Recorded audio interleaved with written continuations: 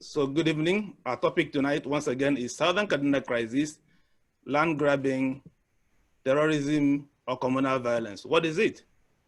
We are all familiar with a report from Amnesty International just 4 days ago that in northern Nigeria, about 1,260 people have been killed just this year alone, between January and July. And many of the killings are happening in Taraba State, Zamfara State, Adamawa State, and Kaduna State. Talk less of what is happening in Borno and Yobe State. Now, the report said that majority of the killings in northern Nigeria is taking place in southern Kaduna. That in southern Kaduna alone, more than 360 people have been killed from January to July. So what is happening? Our guest tonight will tell us what is the cause of the crisis and killings happening in southern Kaduna. Is it land grabbing? Is it terrorism? Is it banditry or communal violence? So to kick off discussion, please, Mr. Maikudi, please, you are very well conversant with what is happening. Can you tell us, please, what is happening in southern Kaduna? Thank you very much. I think there is no bullet answer, one size fit all answer to what is happening in southern Kaduna.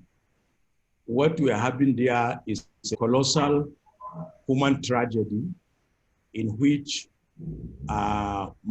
human beings have lost their senses, have disregarded the common humanity. An unprecedented degree of violence is taking place, is consuming all the people that live in southern Kaduna without exception.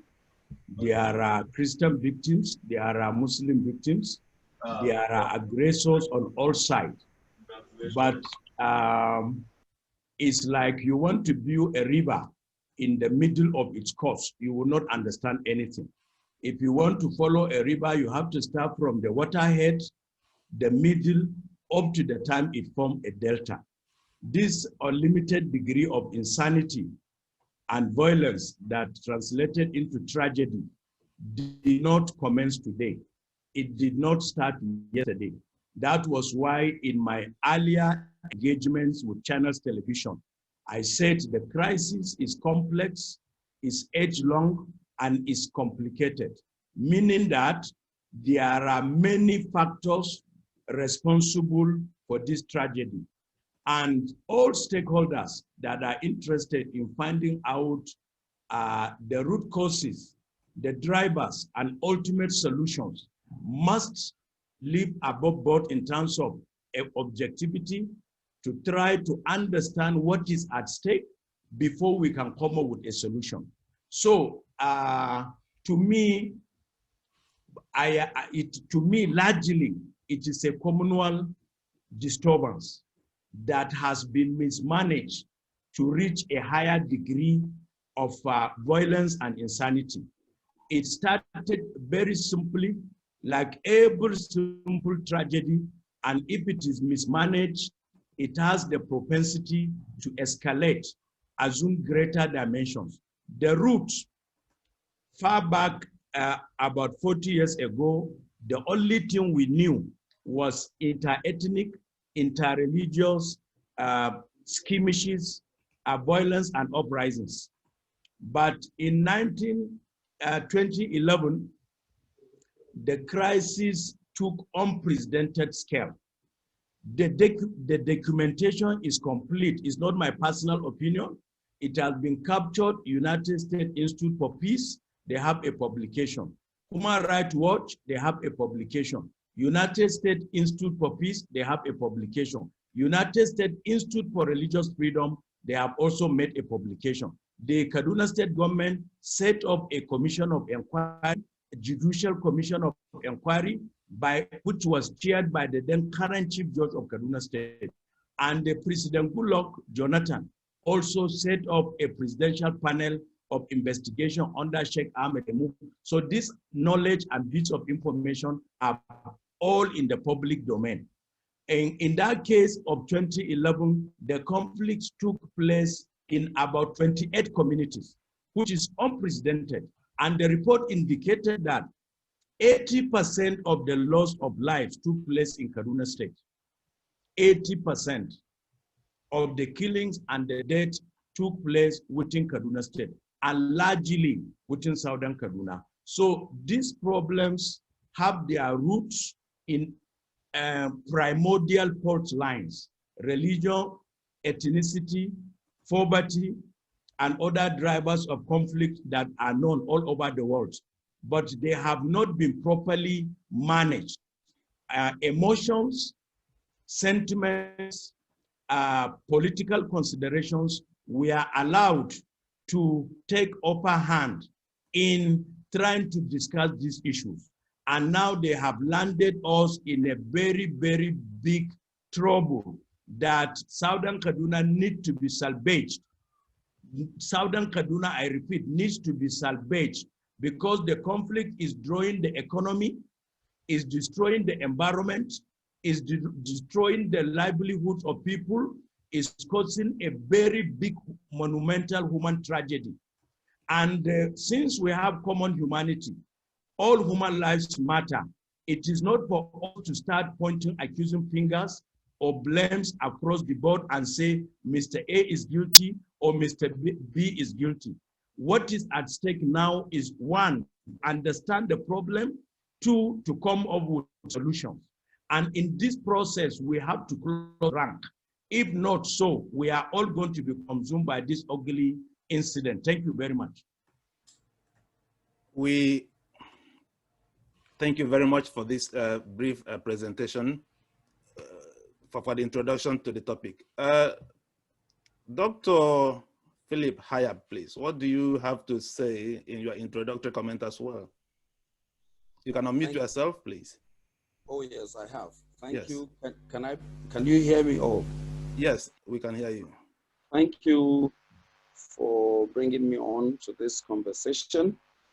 And having listened to Maikudi Sanusi, in comparison with other interviews that he has granted, I think there is a light at the end of the tunnel, because with all fairness to everyone who is participating and those who have actually spoken, I've had the privilege of having to read much about the area.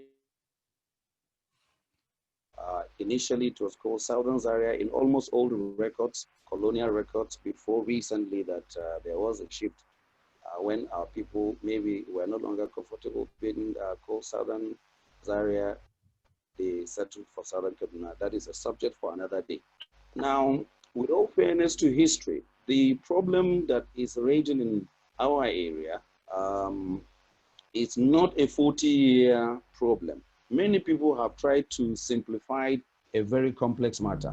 Rather, this crisis began when our people began to be enslaved.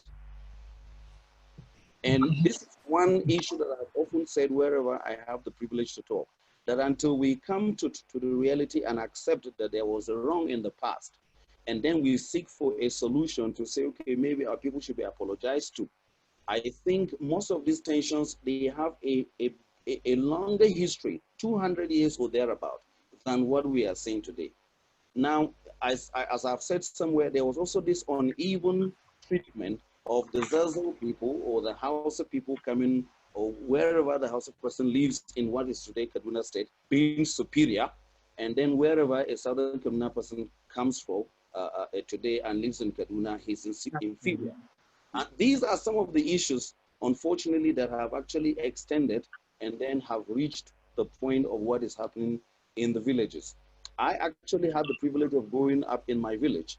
I have attended so many naming ceremonies by the Fulani people of my village. Some of them have lived in my village, I don't know, maybe 60 years, even more. We live with them as friends, as brothers, as siblings, but overnight in 2011, and that is, I need to say this to the listening of Malam Sanusi Maikudi and all of you that are here, that I was in Kafanchan in 2011. and that was on Monday. I think that should be either 17th or 18th of April. There was a call to prayer from a mosque at about 10:30 p.m. And the voice, I'm going to say it in Hausa for the benefit of those of you who don't understand English, and I'm going to interpret it. There was a voice from the mosque, and the person said, I didn't hear it from somewhere, I heard it, that Kupito, do arne doko kama kokashi. That means come out, whichever, whosoever, and in quote, infidel that you catch, kill him. That was what sparked up the crisis in 2011. For goodness sake, if we want peace, there is no way we can actually have peace by telling lies. I have anybody who wants to read about peace and conflict resolution. One of the cardinal principles for peace is that the truth must be told and must be told the way it is. So the crisis was actually a land expansion for the Hausa people who were brought into Kafanchan town by the colonial government in 1933. The place they stay seems not to be good enough or maybe wide enough for them. They needed some expansion. And then they hid under the crisis of voting for Buhari, and that crisis began. And that crisis lasted for days. I was in Kafanchan, not that I heard the story. Now, this crisis was what was going to affect the Fulani Rugas.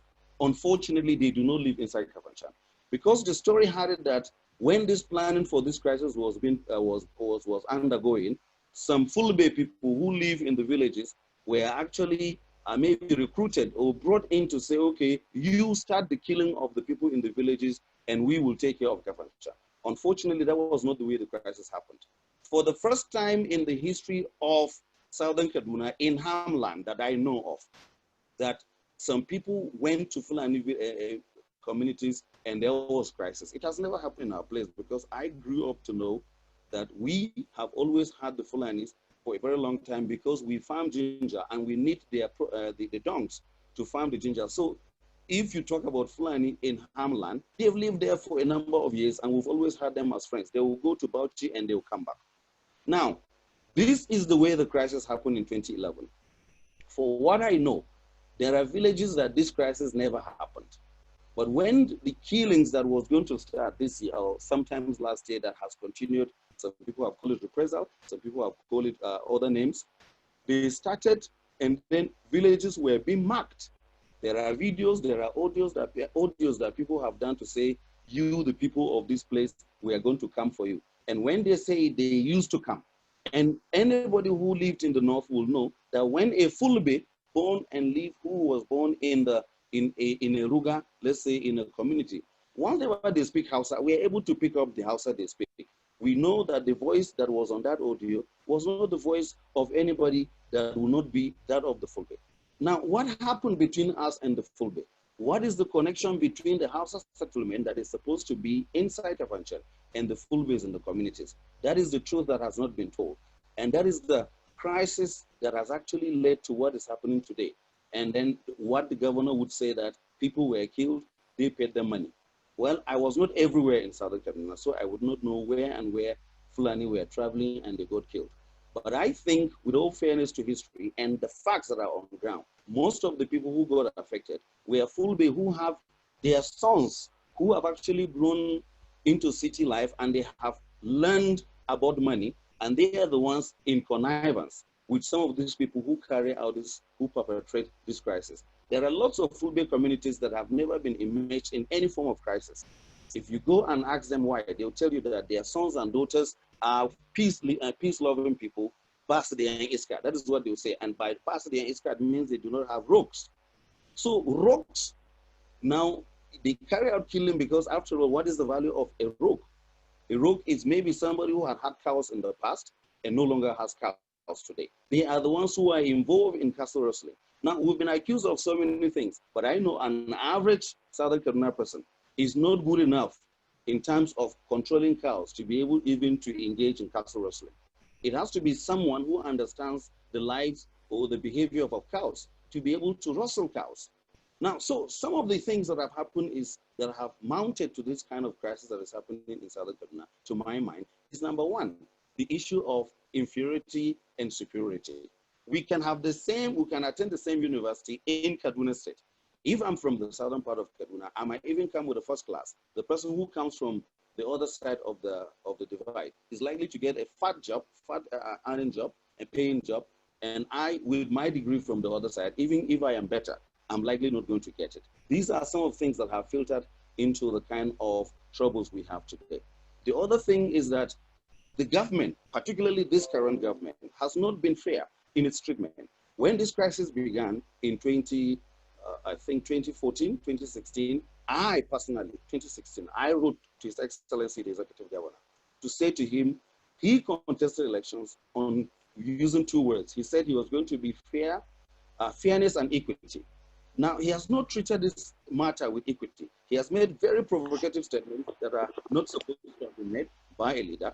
And the people who are leaders of the various groups in Southern Kaduna, of, let's say they call themselves the Muslim a group of Southern Kaduna, or the Hausa, Fulani of Southern Kaduna. Let me say this, that they also have made very terrible statements, making claims that are baseless, that are unhistorical. For instance, somebody would tell me that the Hausa people were the ones who came to what is now called Zango, settled there before the Atia people came.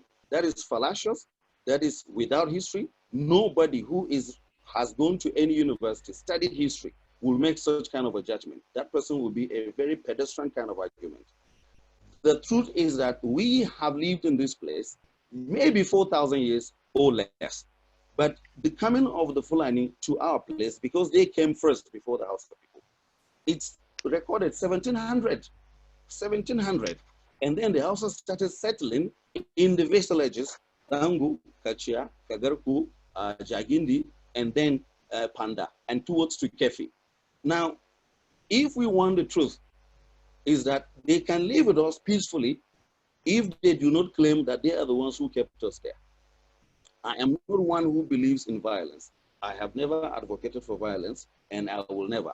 But the truth is that you cannot walk into someone's house, he receives you, keeps you, you grow fat, and overnight you tell him that he is a visitor, you are the owner, which is not the same thing that happens with us in Zaria. There are some of our people who have lived in Zaria maybe 60 years, 70 years. We all know that they cannot actually, with all confidence, say they are from Zaria. Every day they are reminded where they come from. Why is this matter different on the other divide?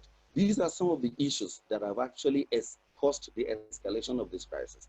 However, when we come talking, we want to be politically correct, or maybe we even tell a lie, thinking that these lies will bring a solution to this problem.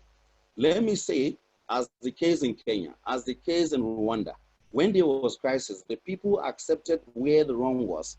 And because they accepted where the wrong was, there was a commission, or reconciliatory commission, which was set by the British government in 2013. And I know that the British government at that time apologized to the Kenyan Mau Mau fighters for taking their lands and claiming that the land was the British land.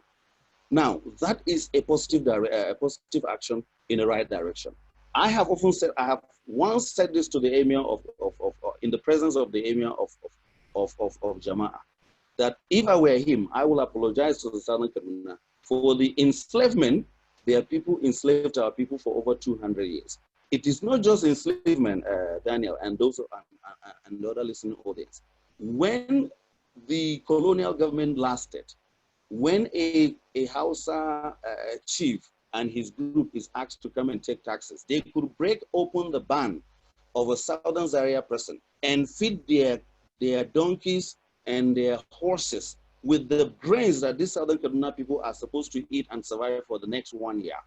We have read these stories, we know the stories, and so whenever there is a provocation, everybody's mind goes to that kind of treatment. How could you have treated my great-grandfathers like that when there was no education? And today we are educated. Today our eyes are open. Some of us have had even more education than other people elsewhere. And then you come and you look at me in the eye and you want to treat me like a less human being. That kind of thing can never bring about peace. I'm not quite sure what happened in Zango, but I do know that there was a guy who is not even an Atia person. From what I have heard from his father, he is Atsam. They call them Chawe. Now, this young man went to his farm, and it is at his farm that he was killed. That was what led to the escalation of the crisis in Zango. Why has this issue of the killing of this man not been investigated? Why have the people who killed this guy that led to the crisis have not, why has there not been any established facts as to how he died, who killed him, even an effort? And then we say we want peace. How can you ask for peace without doing the right thing? I would say at this stage that if we want peace, it comes to the price. And the price is that everybody must be treated fairly, everybody must be treated equitably. I have had the privilege of living in societies that I never got angry throughout my stay. For instance, when I was a student in England, nobody ever looked at me in the eye and insulted me in a way that would make me feel less a human being. I've had the privilege of being a student in South Africa. I lived there, in as much as, yeah, there was some xenophobic attacks, but I never had that from an educated person. And then in other places that I've been to. But why is it that even here in Kaduna, people who have degrees, some of them said they finished with first class, they are the ones who will actually preach inferiority and superiority complexes, trying to teach some people to be less human, some people to be more human. How can you talk about peace in such a very lopsided arrangement? My understanding is that these are the basic realities that have led to this kind of very unfortunate life that we live today. Let me say that I am a believing Christian, but I do know that it is not possible to live entirely in a homogeneous society. Even in my village, we have people who are not from my village. They've built houses, they've owned lands. Nobody has ever gone to them to say, get out of my village. If anybody says, I will not be part of the support of that kind of thing. So this is the same thing. We can live with the Hausa, yes. Some of our people, I am Ham. I have my cousins, I have my uncles that are even Muslims. So this case is not entirely even religious, gentlemen and ladies. This is something that has to do with ethnicity, culture, and history. But when we sweep this fact under the carpet and always talk about religion, I believe in religion, but my religion is a personal thing, and it's my personal journey with God. If I die and there's a judgment, I'm going to face it alone. So I won't bring my religion into this conversation in the real sense of the word. We thank you, Dr. Hayab, for this introduction. I would like to make it clear at this point that our discussion is, the aim of whatever discussion we are having is to try to understand why is the killing taking place, what is being done to stop the killings, and how can we find a permanent solution to the killings that are going on in Southern Kaduna. Bearing these 3 points in mind that I have just said, we would like to be focused exactly to find out now, what is exactly causing these killings? Because unless we identify what the problem is, we cannot find the solution. Now, Dr. Hayab, we have had some of the historical background you have given. Mr. Maikudi, Sanusi, please. I don't know how to address you, whether you want me to address you with your title or not, but pardon me if I'm not addressing you correctly. I am okay. I am okay with any title. All right, sir. Now, please, what can we exactly say is the cause so that our listeners can exactly say this is what they understood today? What exactly is causing these killings in Southern Kaduna? Thank you very much. What is exactly causing the violence and conflict in Southern Kaduna is what my friend and brother just said, that they were enslaved 200 years ago. Some people are special people. Their legs have reached the 21st century, but their heads and hearts are still in antiquity. If there was slavery 200 years ago, it's not the current people, current Fulanis, current Muslim, current Hausas of Southern Kaduna that did it. And slavery and conquest is as old as human history. The entire human history is nothing but about power and power relations between different entities. The history of human civilization is a history of struggle for supremacy and context. It did not only happen in Southern Kaduna. The whole North Africa was not an Arab land. It is now an Arab land. In the entire of South Africa, there was not a single Caucasians by the time of Shaka the Zulu. But now you have Africans, and they are accepted as nationals, as equals with anybody.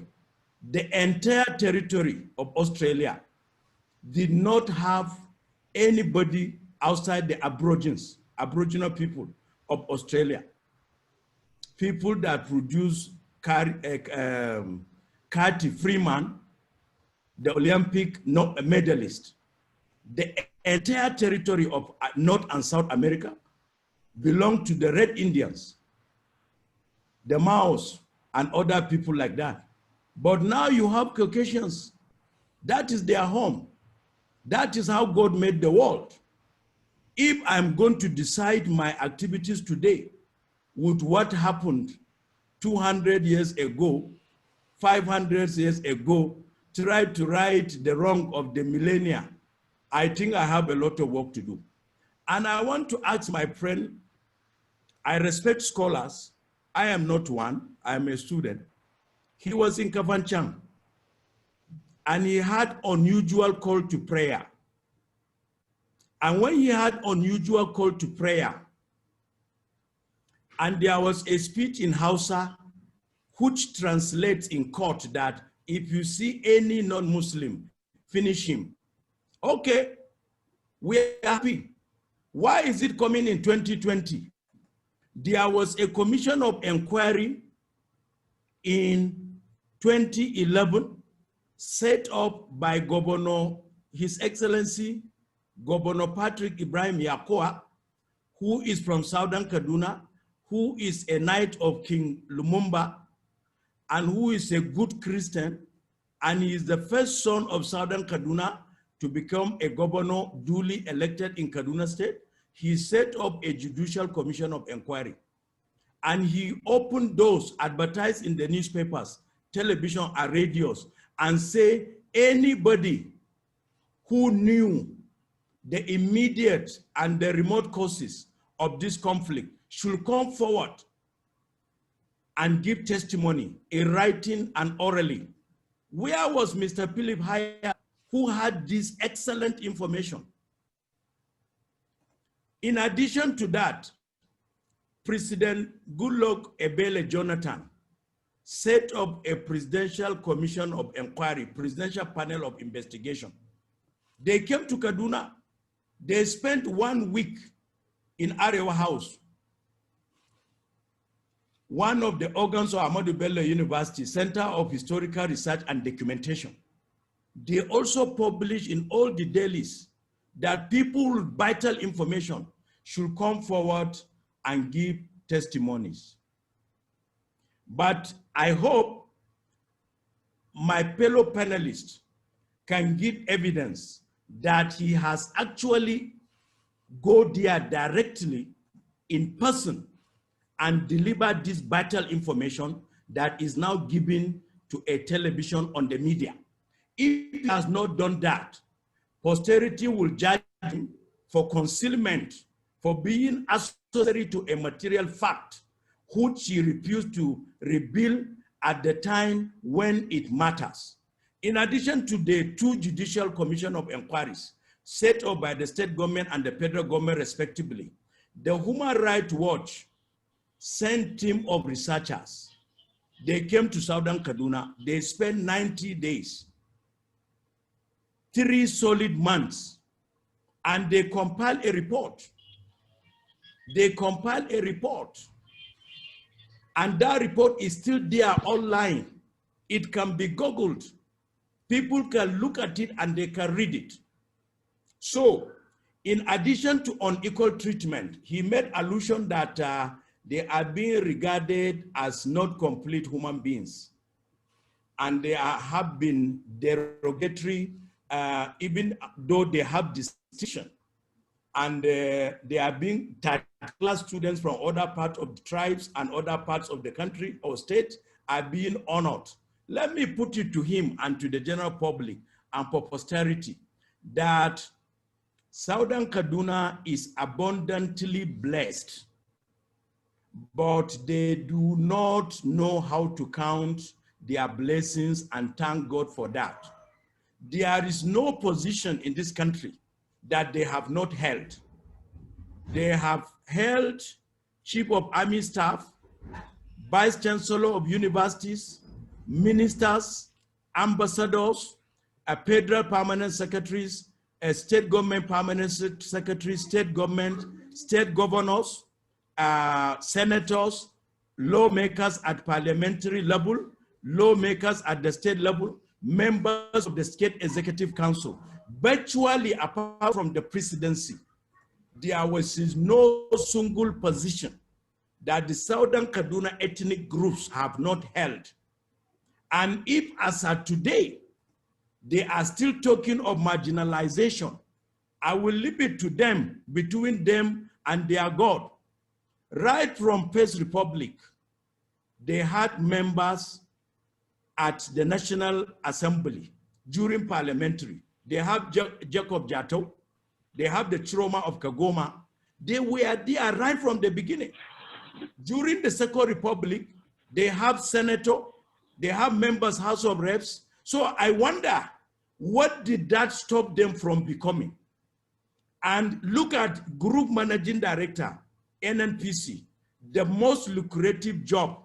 When you look at the Nigeria is mono economy that is chronically dependent on petrodollars, and they have their son, who is Group Managing Director, and he was low-key and privileged and blessed, and he had money and resources. Instead of investing the money to do private university, private polytechnic, private hospital, private school, private investment that can create jobs in agro-allied, in tourism, in agriculture, in financial sector, the man decided to build a bunker and put the dollars under air condition. The records are there. So it is a big fallacy. It's a big lie to say that Southern Kaduna have been marginalized. If they have more than 100 retired major generals, colonels, brigadier generals, and other military of high caliber. And they are also dominant in terms of political power. Southern Kaduna have 87 electoral wards, and they take 90% of all the elective positions in Southern Kaduna, and still they are shameless. Very disappointing. They come out and say they are being marginalized and oppressed, and they write articles in the newspaper and the internet crying wolf where there was none. If we want us to go to history, the history is not vague. I challenge anybody in Southern Kaduna to bring any authentic historical account that is up to 100 years old that is going to corroborate what they are saying. I have documents written by anthropologists, by explorers, by pre-colonial adventurists that is over 200 years old, and they have captured vividly what they found in Southern Kaduna. So if some of these 21st century so-called scholars want to go deep into falsification of history, I also have a PhD thesis written by a Christian Southern Kaduna scholar of Hayab extraction who did PhD on the history of art of the Hayab people. Under the Faculty of Environmental Design, Department of Industrial Design in Ahmadu Bello University, and he narrated the history of the Hayab people, where they came from. And it is there.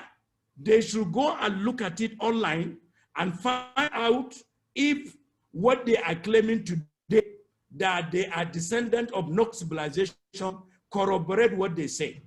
So as far as I'm concerned, why the problem in Southern Kaduna persevere is that a typical elite have a sense of victimhood, that he has been oppressed 200 years ago, that colonialists imposed indirect rule that make the Hausas and the Fulani Emirates superior to them.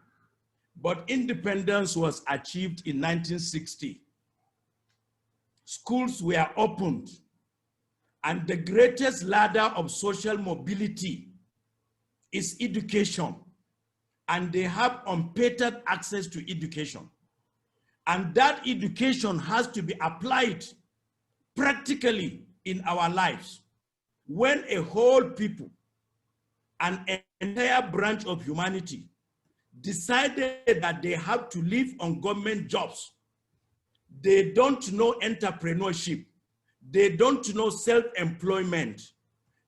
Everything A to Z of their lives, they want to live on government. And once they lose that, they begin to cause trouble. I am afraid this problem is going to continue. So in summary, one of the issues that is causing the conflict in Southern Kaduna is falsification of history. Falsification of history. Any objective stakeholder who is interested in peace and tranquility, who wants to put an end to this bloodshed, should go and read histories written even by Southern Kaduna ethnic Christians from 1970 backward. Because as from the mid-80s, we found a new brand of scholarship. People changing names of settlements to obliterate history, and it is not going to help them. The earlier they face reality that the Muslims, the Hausas, the Fulanis are part and parcel of Southern Kaduna for the last 300-400 years, and they are not going anywhere, and the current violence is a resistance of an attempt to uproot them. You can imagine the Red Indians waking up today and say all Euro-Americans should leave US. You can go to Port Harcourt and assume that the indigenous people of Port Harcourt will wake up one day and ask the Igbos, the people from other parts of the world, they must leave Port Harcourt. There will be resistance. And this resistance is what gave rise to this momentum. And I want to summarize without apology. Anything I said, call to me and ask me for evidence. And I will give you an evidence that is not written by a Hausa man, is not written by Fulani, is not written by a Muslim, is written by an objective third party. We have a professor of anthropology, a Swedish, from Sweden. When they were trying to study anthropology, they are looking for societies that are not as advanced, as modern as they have in Europe. He came to Southern Kaduna in 1974. His account is still there. He published an account comparing Kafanchan with the suburbs of Washington, D.C. And that guy is a professor emeritus. So people who claim they are scholars, scholarship has a craft. When you are dealing with scholarship, you have to deal with encyclopedic objectivity. You have to live above sentiment. When my friend said there was a call to prayer in Kafanchan during 2011, was translated into the roadblock in Gonungora, a trans-African highway? People that are moving from Abuja to Northeast, Northwest, ECOWAS region, there was a gate mounted by his brothers and sisters, and they killed several hundreds of people. And Governor Yakua did nothing. Immediately after the crisis, the first thing he did was to clear the dead bodies, the burnt cars, the burnt motorcycles. So if somebody wants to lie, the records are there. The sick people were not treated to salvage their lives. And I'll give you an illustration. When there is crisis in Kapanchan, we used to take the wounded to Kaduna. And there are more Hausas and Muslims in Kaduna. When they see the wounded people, they start riot in reaction to the ill treatment their brothers and sisters suffered. But since 2011, we said, let us take them to Abuja, where there will be no tension as it will have generated in Abuja instead of Kaduna.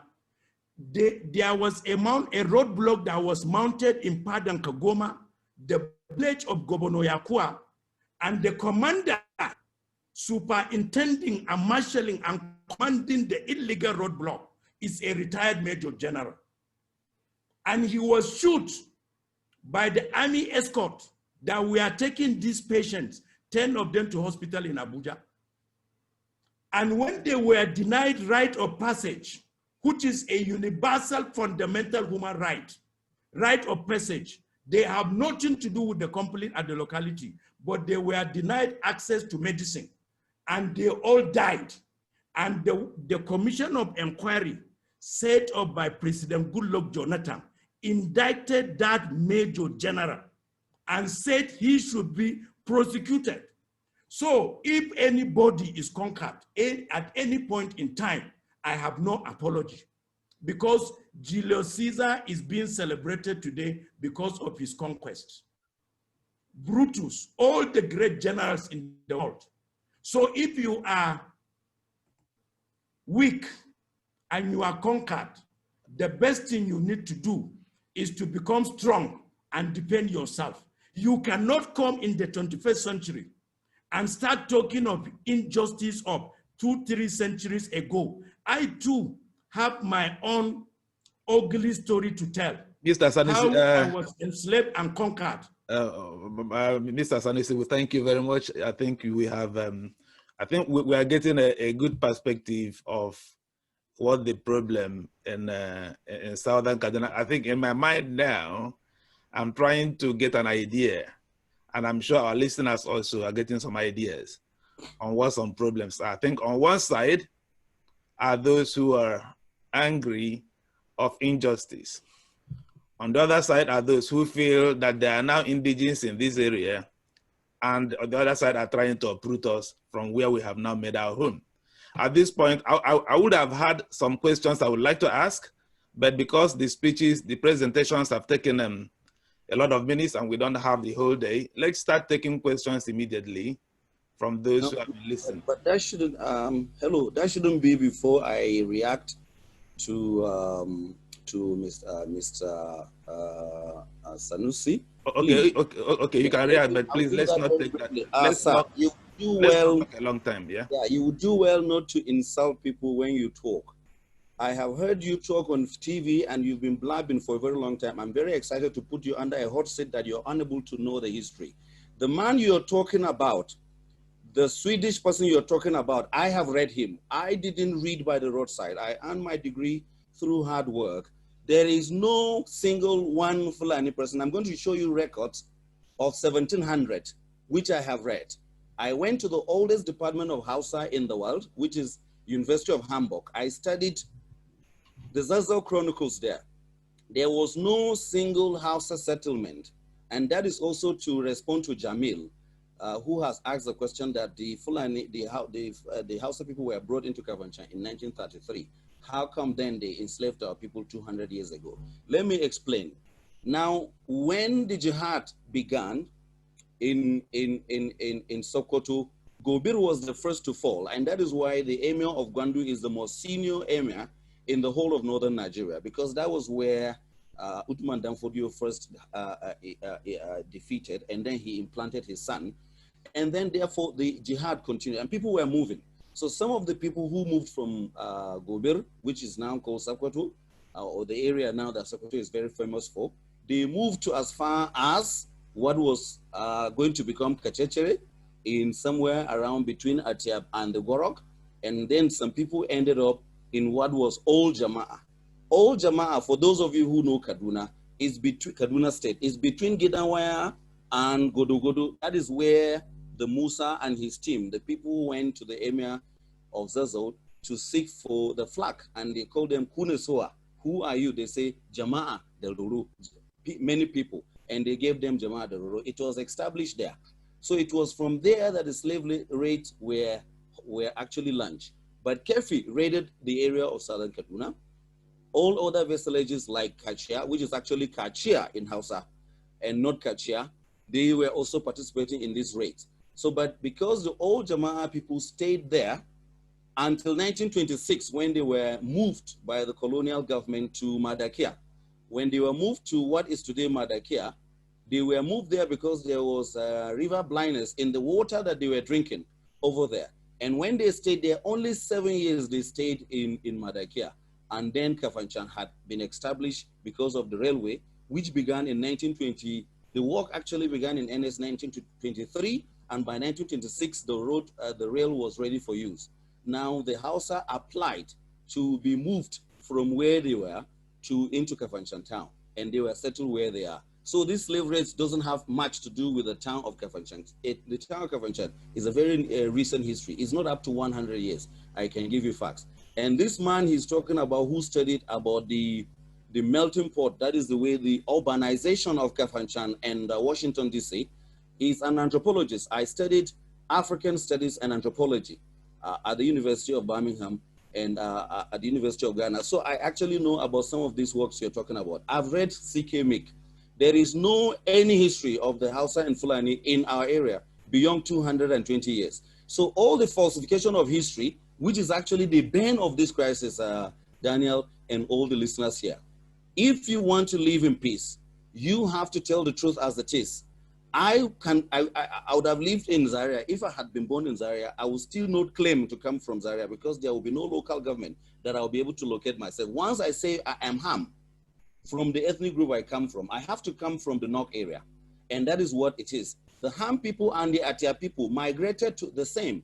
The history of Kargi that has been falsified into Atia history is just one of those things that showed you that the domination the crisis that we're seeing today is a crisis. I just told you that the crisis has history in the past. And he came here to dispute that the crisis does not have history in the past. How could the Ham people move with the Atia people from the mountains of the plateau and come to this area? And the Atia people went to Kargi. They went to Kargi to do what? Kargi people are supposed to be Hausa. Hausa is an Afroasiatic language. Atiab, the language Tiab is Niger Congo. So what would the Niger Congo language have to do with Afroasiatic language in Gidan? So you can go and tell that to the roadside people who do not know anything about history and language about this Kargi story. But as far as I'm aware of, the Atiab speak the same language with the Gorok. They speak the same language with the Sholyo. They speak the same language with the Tachirak. They speak the same language with the Takat. They speak the same language with the Tuku, the Fansam. How come these other people come from the Jos Plateau area and they are coming from Kargi? It's already an evidence that there has been a design to tell a lie, falsify history in order to take advantage. Now, let me tell you one thing. I believe in the cosmopolitan, I believe in the metropole. I believe that people can live anywhere. I have lived in other places. I have benefited from life in other places. What I am saying is that for us to live together, there must be a stop to this idea of somebody is superior. I was in Kafanchan one of the days, and some Hausa boys were passing by, and a Hausa boy was saying, "Masugari, baki kubare hanya masugari sumfito." I'm going to translate that. Visitors give way, the people of the town have come out. Now, that kind of provocation, and we expect that peace will reign. Who is feeding these young people with this kind of falsehood? How could somebody who arrived Kafanchan in 1933, when the Igbos had already built their houses, the Igbos already had a grammar school. The Kaduna State University campus that is in Kafanchan was built by the Igbos. It was called Igbo Grammar School. If the Igbos had lived in Kafanchan longer than the Hausa, the Yorubas who came as railway workers have lived in Kafanchan longer than the Hausa. And you will see that in the history book you are trying, in the records you are trying to talk about the guy who studied about Kafanchan and Washington, D.C. He clearly states there that the Igbos had arrived the town. We have never had a war with the Igbos, God forbid, except for the Civil War, which happened when our people were very ignorant, actually. It would not have happened. Now, if you say that the crisis of 200 years ago could not be talked about in the 21st century, How come that the Mau Mau crisis that took place in Kenya was settled in England in 2013? How come that happened? You've been hearing about the Ashvik, the story of the gas areas during the crisis of the First and Second World War, or maybe we'll call them the European wars. Now, what happened?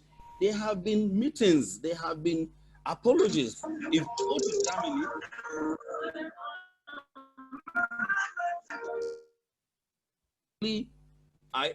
Germany, no German wants to hear about Hitler.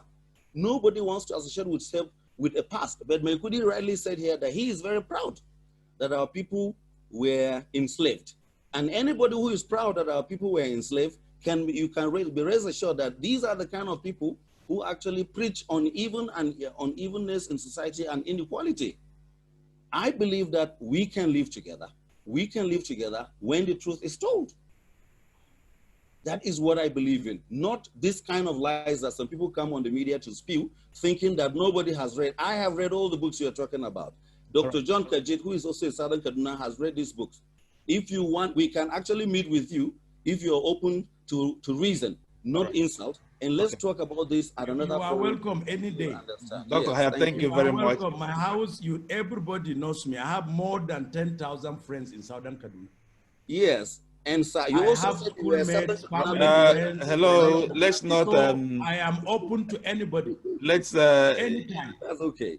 Gentlemen, so if you want conversation, even after this one, wherever you are, I am free. Okay. We are not running away. Let's talk about the issues and let the facts emerge. Let posterity judge. Gentlemen, thank you very much. It's been a very enlightening discussion. Let's take some questions from our listeners, please, so that we can get these things clarified. And we are confident that the authorities who have the power to see that some of these problems are being sorted out are listening, and we'll make sure they listen. Thank you. Let's take the first question. She's been raising up his hand for a long while now. Hawasha Karau, please, if you can unmute yourself and ask your question. Yes. All right, thank you very much, I'll call brothers, sisters, everyone. I thank you for this opportunity to bring, represent. I would refer to them as representatives of both sides of the divide. I just want to make a comment, not a question. Right. I heard both speakers speak, and my worry with some of the things that Sanusi, we call him Comrade Sanusi Maikudi, looks like he has committed class suicide, I guess. Yeah, he did make reference to some anthropologists who have, written, according to him, neutral, write-ups over 200 years ago. It's so easy to make just, blanket statements without mentioning them. I expect that this was an opportunity as a speaker to mention some of these names so that there is evidence that can be corroborated, that people can, probably after the presentation, you can look at. And then secondly, he made a comment, a generalization about Southern Kaduna people being lazy, being people who are just relying on government for everything. I think it is this kind of provocative statements that are fueling the situation in Southern Kaduna. I think it is not rocket science to see clearly that people who benefit from government, who live from government, are actually the Hausa Fulani population in Kaduna, in Nigeria. She has taken side, Mr. Medoroto. So I think if she you is are pointing perfectly at convenient with what her brother said. rest She's a assured that Southern the remaining Kaduna fingers Christian. are pointing at She's not doing a neutral So comment. if we are seeking for solutions, if she we're has a seeking question, she for should ask. She a is way taking out side. of This is not the a comment. situation we have She found is supporting ourselves. a It is Christian not Southern by Kaduna making who is of kind the of same religion with her. inflammatory It should be on statements. It's by record. finding out, okay, what concessions can we all make so that we can live together? I know that Southern Kaduna people can never say people who are visitors, settlers, no matter where they come from, whether they are Hausa Fulani, whether they are Yorubas, whether they are Igbos, they cannot be sent out. We can't say leave our community because you are not indigenous to it. In fact, the one thing we know for sure is that we pride ourselves as being a community that is welcoming of visitors. So I think we should stop this inflammatory statement and rather genuinely find ways that we can make peace and live together. You know, this world is a very small place. Today we are here, tomorrow we are no more. You know, so no matter the way we go about these things, trying to prove a point, trying to do whatever, that will not, bring solution to the table. Thank you very much for the opportunity to air my views. Thank you. I thank you very much. Once again, I will please implore our guests to allow those who are making their points, no matter how unpalatable you may find the comments, please still allow them to make it, and then you will have opportunity to respond. I would have loved our two guests, to be responding to each comment as they come, but because we have so many people raising up their hands, and because we have so few time, I will please ask our two guests to kindly let me allow more people to make comments and ask questions, and then you will have opportunity to respond to them cumulatively instead of having to answer each person as they come. So please, Hayab and Maikudi, please allow me to ask more people to make comments before you start to respond. I'm calling next Amati. Sorry, if I cannot get you, Amati Damakosai, please. If you can unmute yourself and make your comments or ask your questions. Amati, yes, please.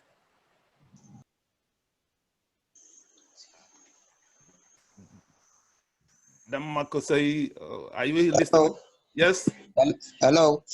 Hello, who is speaking, please? Hello, you are speaking with Abdul Mumin Musa. Okay, Abdul Mumin Musa. I haven't called you. Yes, you haven't called the name right. All right, okay, well, go ahead then. Yes, I would like to make my suggestion to what is happening. I think the best way to solve this problem is to go to the root of the matter. Let's make investigation first. Let's understand who are the people behind this thing. Then let bring them to book. And I would like to say something about what Hawa Shekaro said. Honestly, she is not supposed to say that. Everybody from Southern Kaduna have benefited from this government. If I can mention them, like during Jonathan, I can remember the Minister of Aviation for state, I think, it was Hassan Heads. Apart from that, there were many people from Southern Kaduna that have benefited from this government. So she is not supposed to take side. She is supposed to bring some suggestion that we can live together, we can find solution, because if I could remember, there is a reason that God brought us together in this Southern Kaduna. He bring Muslims, he bring Christians, he bring many ethnic groups in this society. So I think the best way to solve this problem is to look for the root of the matter and bring the solution. That's all. Thank you very much. All right. Thank you very much. Yes. Thank you very much. It's a very nice contribution you have made, and I appreciate that very much. Paul Yusuf, please. Can you unmute yourself? Paul Yusuf. Thank you very much. I have a few things I want to ask my brother, Maikudi. It's an opportunity for me today. I've seen you on other platforms where you make a lot of presentations. And I don't know you before this time, but that I've seen you on the media and I've listened to you very carefully. The question that I'm asking is, from the introduction on TV that I've seen you in other areas, I believe you are a Southern Kaduna person, because your mother is from Southern Kaduna, you told us, and your father is a Hausa man. So by all indication, you are a Southern Kaduna person. So it worries me when you speak and say they. That is one thing. So I've also heard you when you were talking with one other person on the platform on TV, you call him your brother. And I believe you when you say brother to a Southern Kaduna person. So my concern is this: how come that you are calling they when you are making your presentations? And then the other thing I will advise you, since it seems you are very influential among the Hausa and the Fulani people from Southern Kaduna, at this juncture in your life, Sanusi, don't you think you should be busy organizing your people towards peace, where we'll gear all our attention towards peace? I suspect all the issues, the different narratives that both you and Hayab are presenting here can be put on the table. We can arrange a summit where all the Southern Kaduna people, whether you're Hausa, whether you're Fulani, whether you're any tribe in Southern Kaduna, there is never going to ever be a Southern Kaduna without Hausa people. There has never been. There's never ever going to be a Southern Kaduna without Fulani people. As far as my time is concerned, I've never known when there were no Hausa or no Fulani there. So is it not better to exert your energy organizing your Hausa and Fulani brothers so that we can have a very frank and honest summit where all the narratives, if you call me a liar, you put me in a position where I have to start defending myself. So we cannot negotiate peace when we are pointing fingers and calling each other names. But if you have a different narrative, for instance, your parents told you a story about who you are. My parents told me a story about who I am. And when I'm telling you my own narrative, you call me a liar. You are insulting not only me, but my father and my ancestors. So it is not helpful if we make these derogative comments, but get your narratives together, organize ourselves together, and let's put these narratives on the table and find common ground. This, Sanusi, I advise you to help us. As my brother, let us start doing that. Hayab, I advise you, you're a very learned person, you have all these facts. They may not be the same with each other, but let's compare facts. Historical facts are just, most of them are theories. I don't know, depends on whose version you want to look at. So the next thing that I want to ask, particularly my brother Sanusi, don't you think there's a third force in this whole thing? Because historically we used to deal with these issues. Don't you think there's a third force here somewhere? And if we can look into that dimension of a third force, Sanusi, I don't ever see you or anybody in your family carrying AK-47 in Southern Kaduna and shooting people. You know that, I know that. It's not our way. It's not our parents' way. So how come we've got here now that we're having AK-47s? There is a third force. There is someone alien to us, alien to Southern Kaduna in our midst. Can we help find this third force and eliminate him and deal with our problems the way we have known for all these years? Thank you.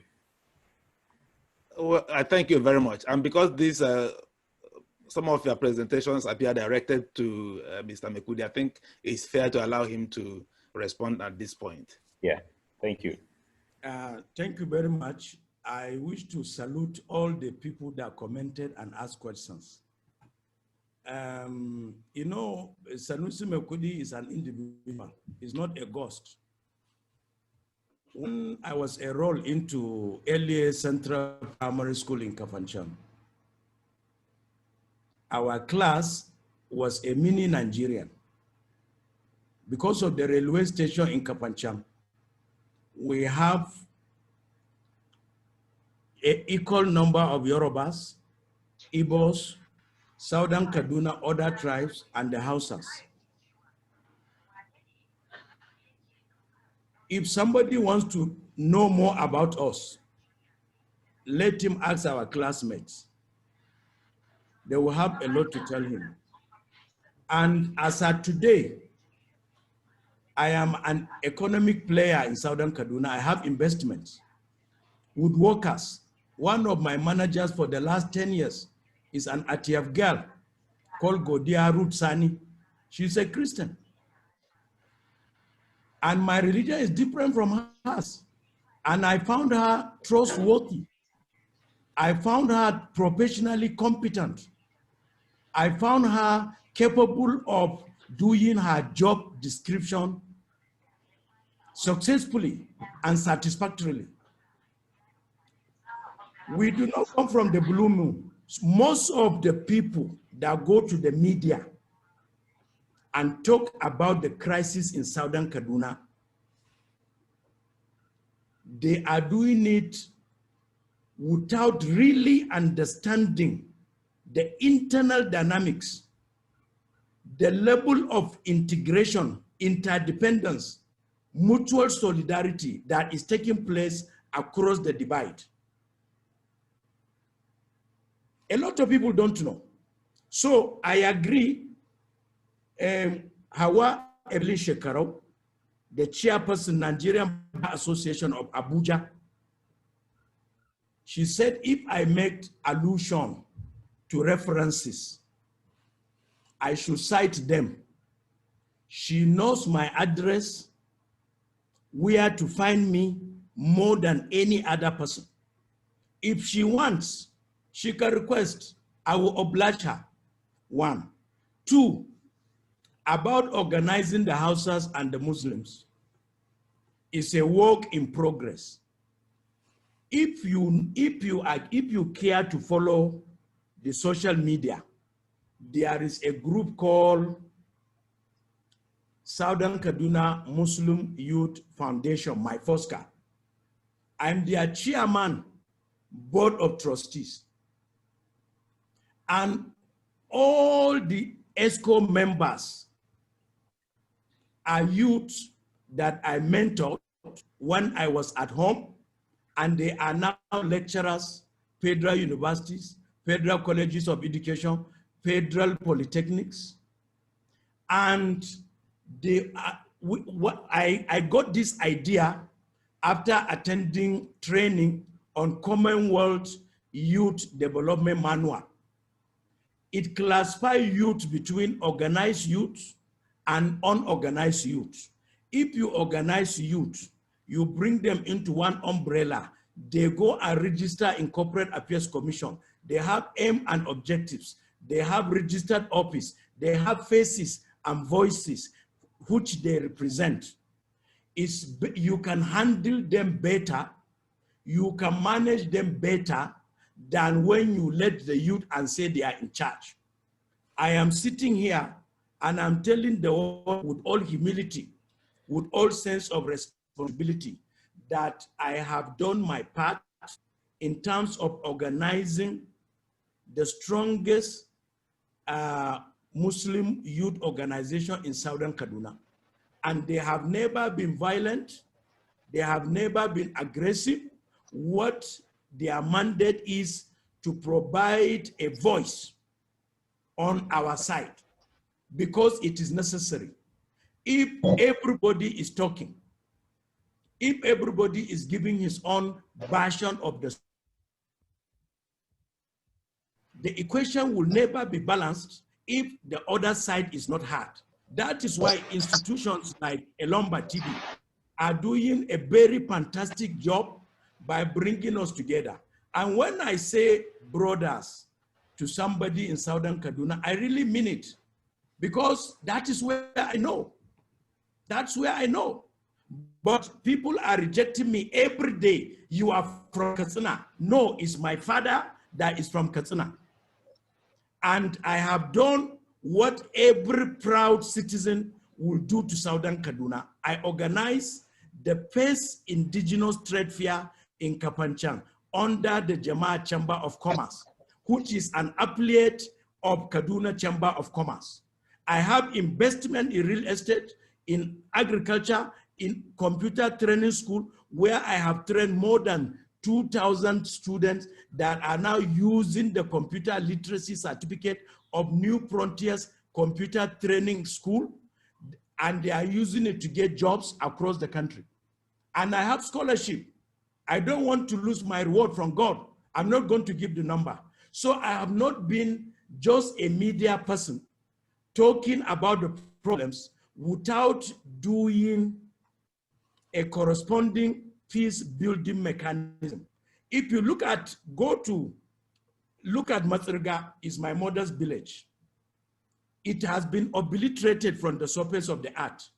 Ask our neighbors, was there any reprisal attack from there? No. We went to State Government Judicial Commission of Inquiry. We went to Presidential Panel of Investigation. When we didn't hear from them, we went to ECOWAS Court as law-abiding citizens. We didn't go to media house. We did not embark on media warfare against anybody. We quietly get our lawyers, went to ECOWAS Court, filed our case, argue it out, defended it with evidence and facts, and we got a judgment. We got a judgment from ECOWAS Court of Justice. And the beautiful thing about that is that the distinguished and learned justices of the ECOWAS Court from Benin Republic, from Mali, from Ghana, from Senegal, all the ECOWAS nations, they are from there. So they have no business. Some of them don't even speak English. Whatever is being said has to be translated into Portugal or into French for them to understand. But when they saw the strength of the evidence, they gave a judgment. Now we are going to get compensation for lives, for houses, places of worship, farmlands, cars, motorcycles, and shops.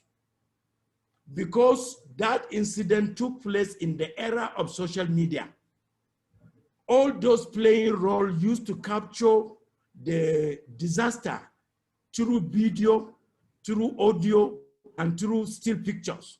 And these are now available in the public domain. I agree.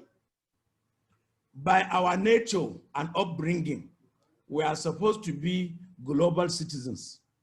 We are supposed to subscribe to common humanity. We are supposed to be guided by multiculturalism. We are supposed to agree with the Universal Declaration of Fundamental Human Rights. We are supposed to respect the African Charter on Human and People's Rights. But the problem is that some of our brothers and sisters, the same way they are, look at, I'm not happy with Phillip because he's saying he's passing. Some youth pass a remark. Does he know the thousands, hundreds of thousands insult that we receive either on social media, directly and indirectly from other people? As leaders, we are supposed to have thick skins. Thick skins. There are some rubbish we must swallow. Nobody knew that the grandfather of my grandfather, the father of my mother, was let down and slaughtered in his house for no reason by my brothers. And then, if you look at what the Human Rights Watch, the report they wrote, they titled it, "Leave Everything to God." They quoted our position when they came to do that study on ethno-religious conflict in Plateau and Kaduna State, and they did a chapter. They asked us what is our position. We say, "Leave everything to God." And it became the title of the publication. So I agree with the last gentleman. As for how any document you want, before I want whatever I have on Southern Kaduna to be available to everybody. I'm never going to hide anything that I have. I know I got it through hard work. Nobody gave me. I spent my time to research and build up a collection for one reason, to put those that are coming with positions that are not factual. Finally, there are several attempts at peace mediation. The German ambassador came to Network for Justice. He met with me and some of our people. Some congressmen from United States, some House of Lords in UK, they came, we met. And European Union, they also came. Amnesty International, they came. Human Rights Watch, they came.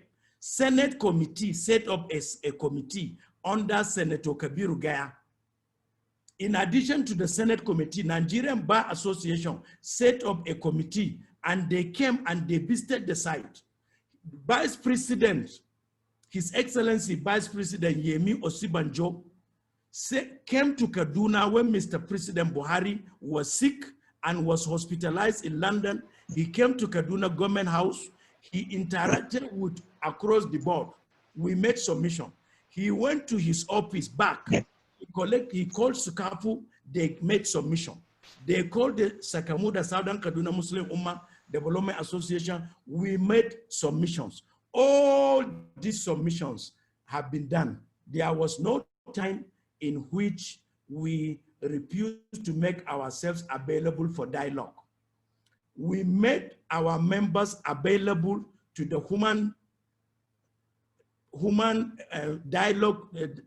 humanitarian dialogue. The NGO that brokered fees in Kenya did a lot of work in Jos under Professor Alice Inderetu. She came and we nominated people from all the communities.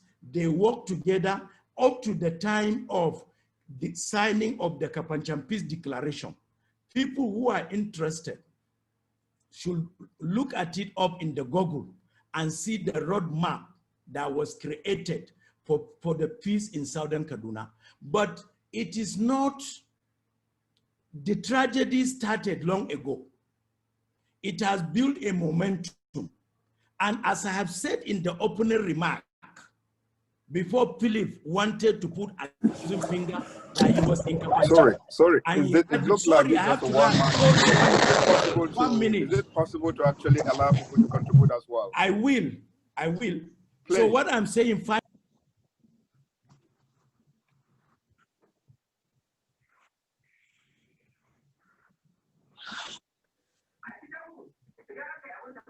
I mean, if it was a one man, then probably I would have just bought and not showing up.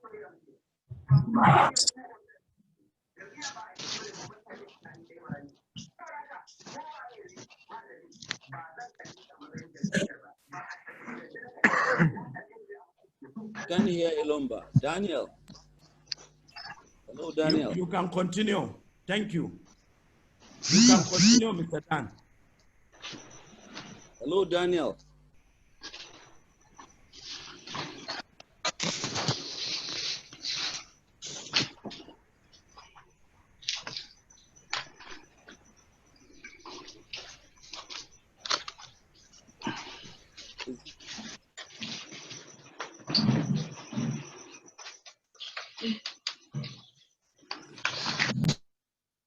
Host, please unmute yourself.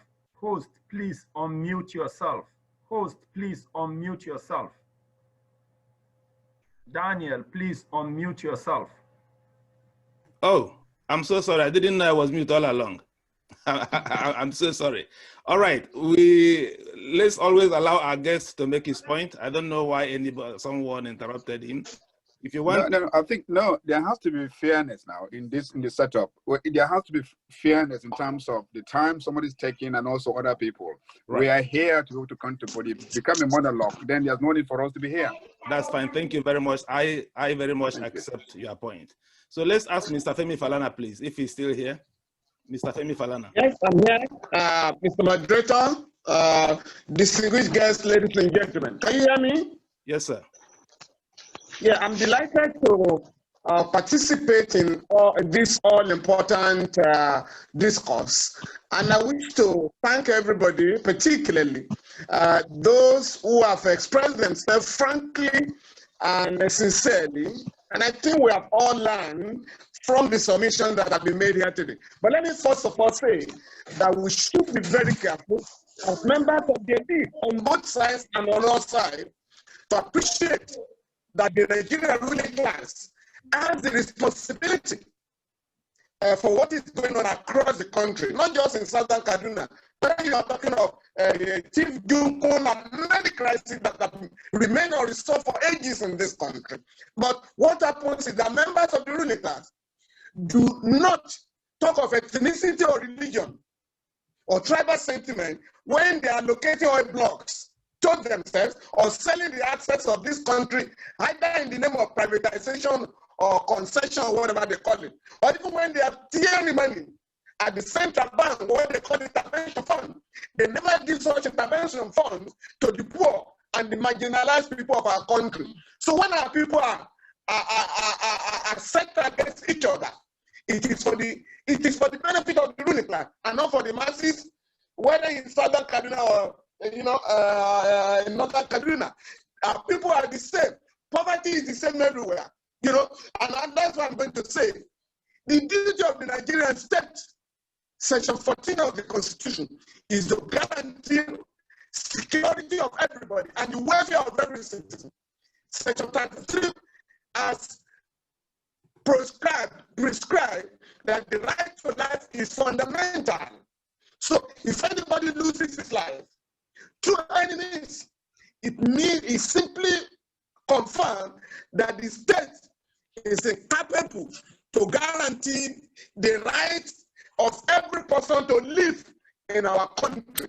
So that's number one. Number two, it's also for us to appreciate that whenever any Nigerian loses his life, whether in what they call religious crisis or whatever, the state has a duty. The state has a duty because it has failed to provide security. The state has a duty to compensate the victims, including the family members of those who have lost their life. The final point I want to make is to appeal to the elite. Is to appeal to the elite of our country to stop inciting our people to violence. And that is why a talk of this nature is important. It must go beyond the elite. We must now move and begin to reconcile our people. We must have these type of discussions among our people and encourage them to live together as they have always been. And we also must adopt scientific solutions to some of the problems confronting our people. It is primitive in this age and time for people to be talking of grazing. We should be talking of ranching, which is what has solved some of these problems in some other African countries like Botswana, like Mozambique, like Ethiopia, and so on and so forth. And thank you very much for allowing me to make an intervention. We thank you very much, Mr. Femi Falana-san, for being with us tonight and for the contributions you have made. Thank you very much. I hope our leaders are listening to these points, and I'm sure they also watch our programs. Now, the next person who will call upon to either ask a question or make a contribution is Mr. Kabiru Muhammad. Kabiru, please unmute yourself. Mr. Kabiru Muhammad, please unmute yourself. Okay, thank you, sir, for the opportunity. I'm glad to meet with the respected personality on this platform. The person of Daniel Jama Alhaji Sanusi Maikudi and my friend, Dr. Phillip Hayab.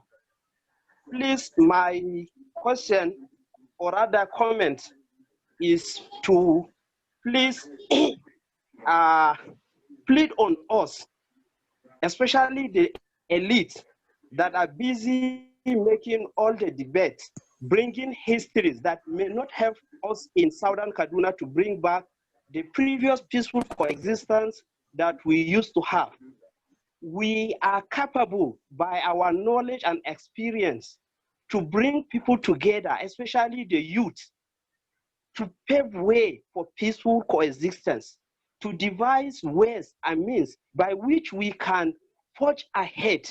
These incessant killings, these conflicts hampered a lot of economic development and government programs. Currently, this present government attempted to bring developmental activities in Kafanchan and other places, but because of the crisis, they are using that as an excuse. I'm please begging, let's all stop this narration that may not help matters. We have the knowledge, we have the capacity. Our knowledge should guide us on finding the solutions. And I believe by this conversation and discussions, we can, inshallah, bring back the hope to the people. And we are going to, inshallah, live together as brothers and sisters. Thank you for the opportunity. We thank you very much. Humphrey, please. Humphrey Nchon. Nchon, please unmute yourself and make a comment or ask your question. Humphrey. Okay. Good evening, everyone. Mine is just an observation. You know, when Maikudi was talking, and I think I need to correct that impression where he was referring to Southern Kaduna. Sorry, where he was referring to Southern Kaduna people as lazy people. I think as elders, we need to be very careful how we make a sweeping generalization when we are talking, because I know some of us, like me, have actually never worked for government, and I am not lazy. So, and another thing that I wanted to actually advise is that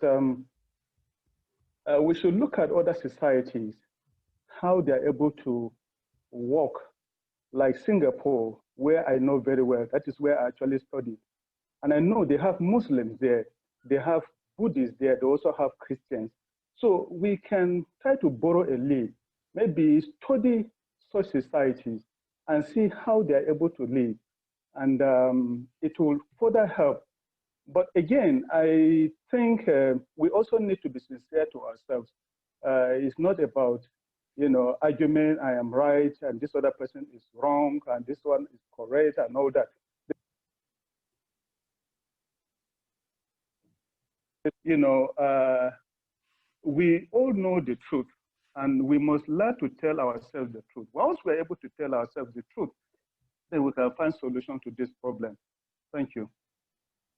We thank you very much for your brilliant submission. Let's also call on Abdul Mumin Musa, please. Can you unmute yourself? Please also start your video as well. Unmute yourself and start your video if possible.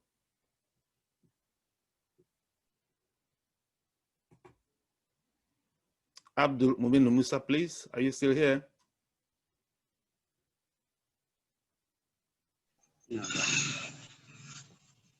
Hello. Yes, go ahead. Hello. Yeah, go ahead, please. Yes. What I would like to add is that, as I said earlier, the issue of how to find solution to this problem, we should go to the root of the matter. And what Painful and I've said, we should first remember, please, that we are Nigerians and we are meant to live together. So please and please, once we stopped telling that this one is a victim or this one is the cause of the matter, this one is the cause of the matter, we can find solution. So what finally I have to say is that please and please, we should stop arguments. All what we are looking for is the solution. All issue of narratives or history, we should leave it aside. Thank you very much. All right. We thank you for your brilliant submission. Let's also call on Abubakar Gwantu, please. Mr. Gwantu.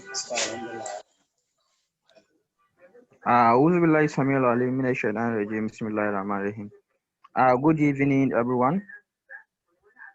Hello, can you hear me? Yes, we can hear you. Yeah, good evening, everyone. I wanted to contribute on the issue of non-indigenous citizen and other things. Let me just give a scenario of myself. I'm from Gwantu Sanga local government of Kaduna State. I'm an indigene of Southern Kaduna, but I'm a Muslim.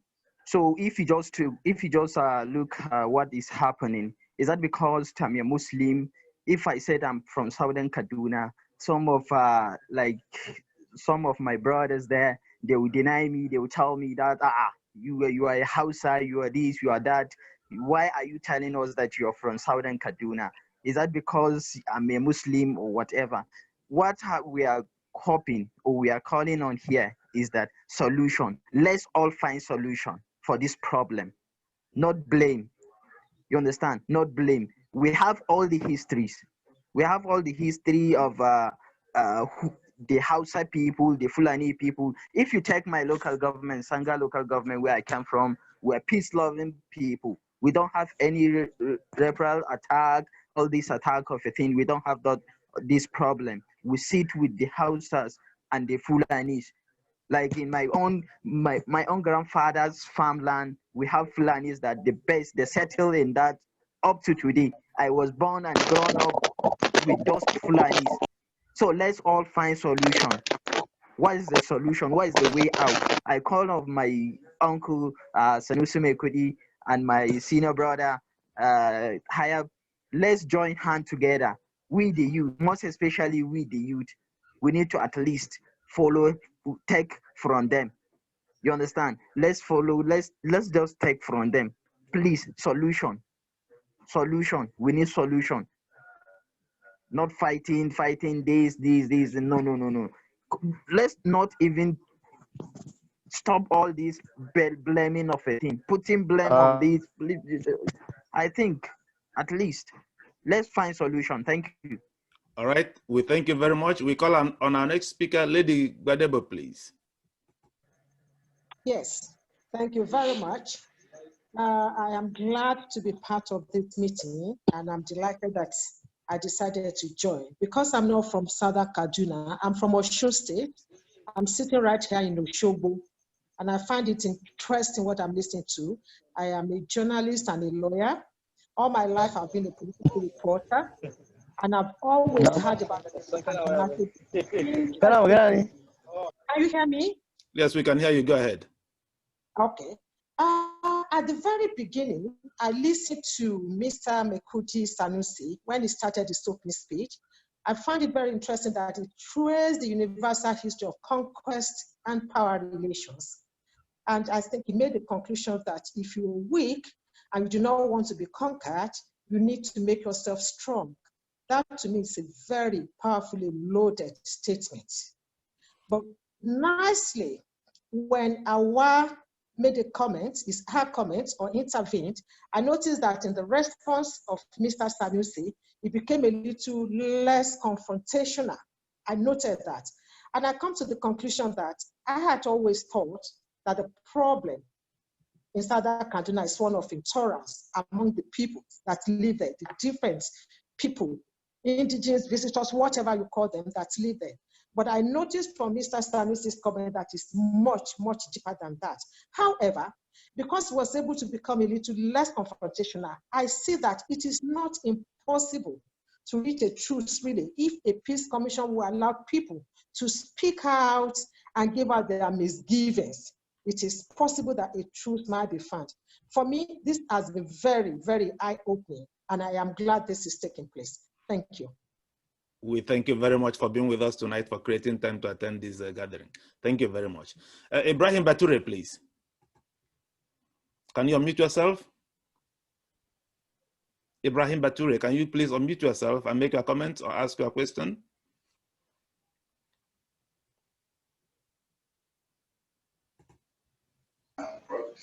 That's why church is there. But it's government say that because church is there, they cannot extend and do this to subsidy. The Christian Association of Nigeria, again, reminded. Ibrahim Bature, please. Are you able to? Those were the people that were supposedly friends of government. That is why they were selected. Hello, if you are not Ibrahim Bature, please mute yourself. Team Elo, please help me to mute everyone else except the person called upon to speak, Ibrahim Bature. Ibrahim Bature, go ahead, please, and make a comment or ask your question.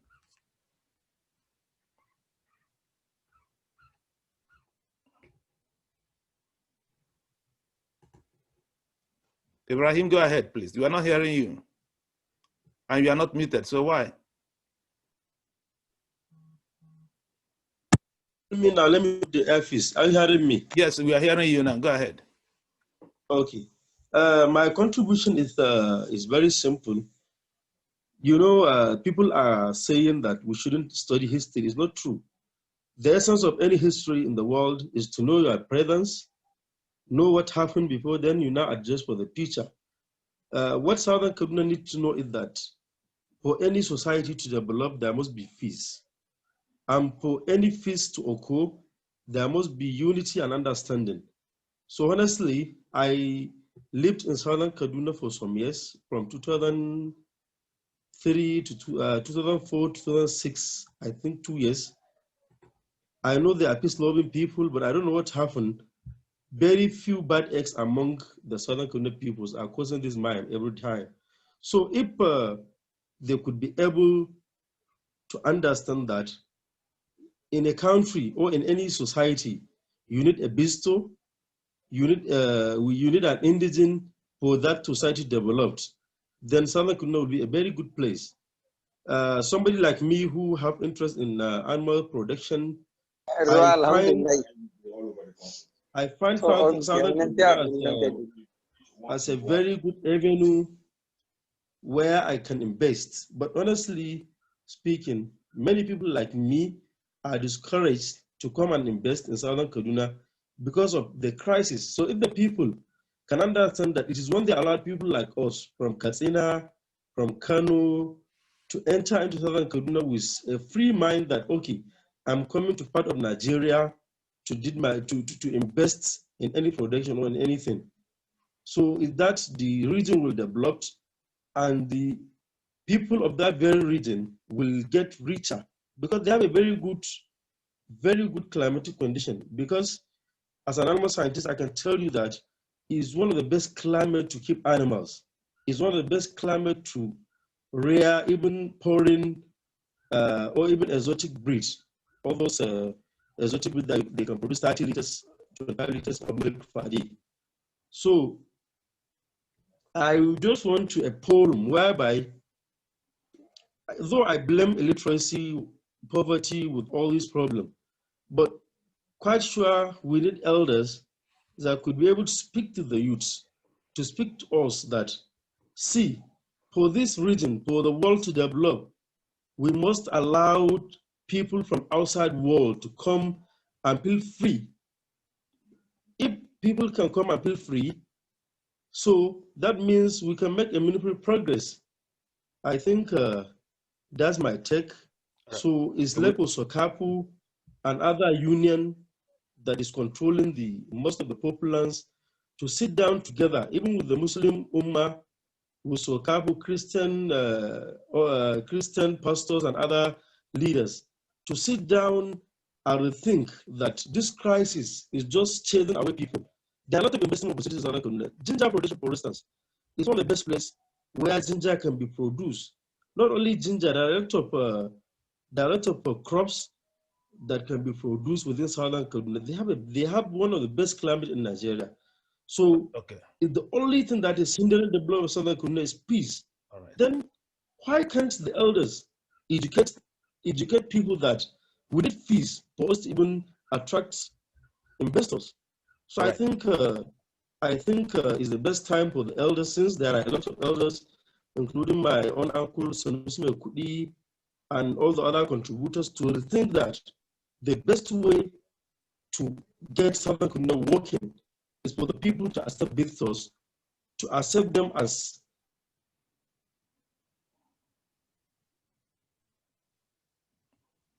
right. We thank you very much. You've made a very, very good contribution. I think your device is now frozen.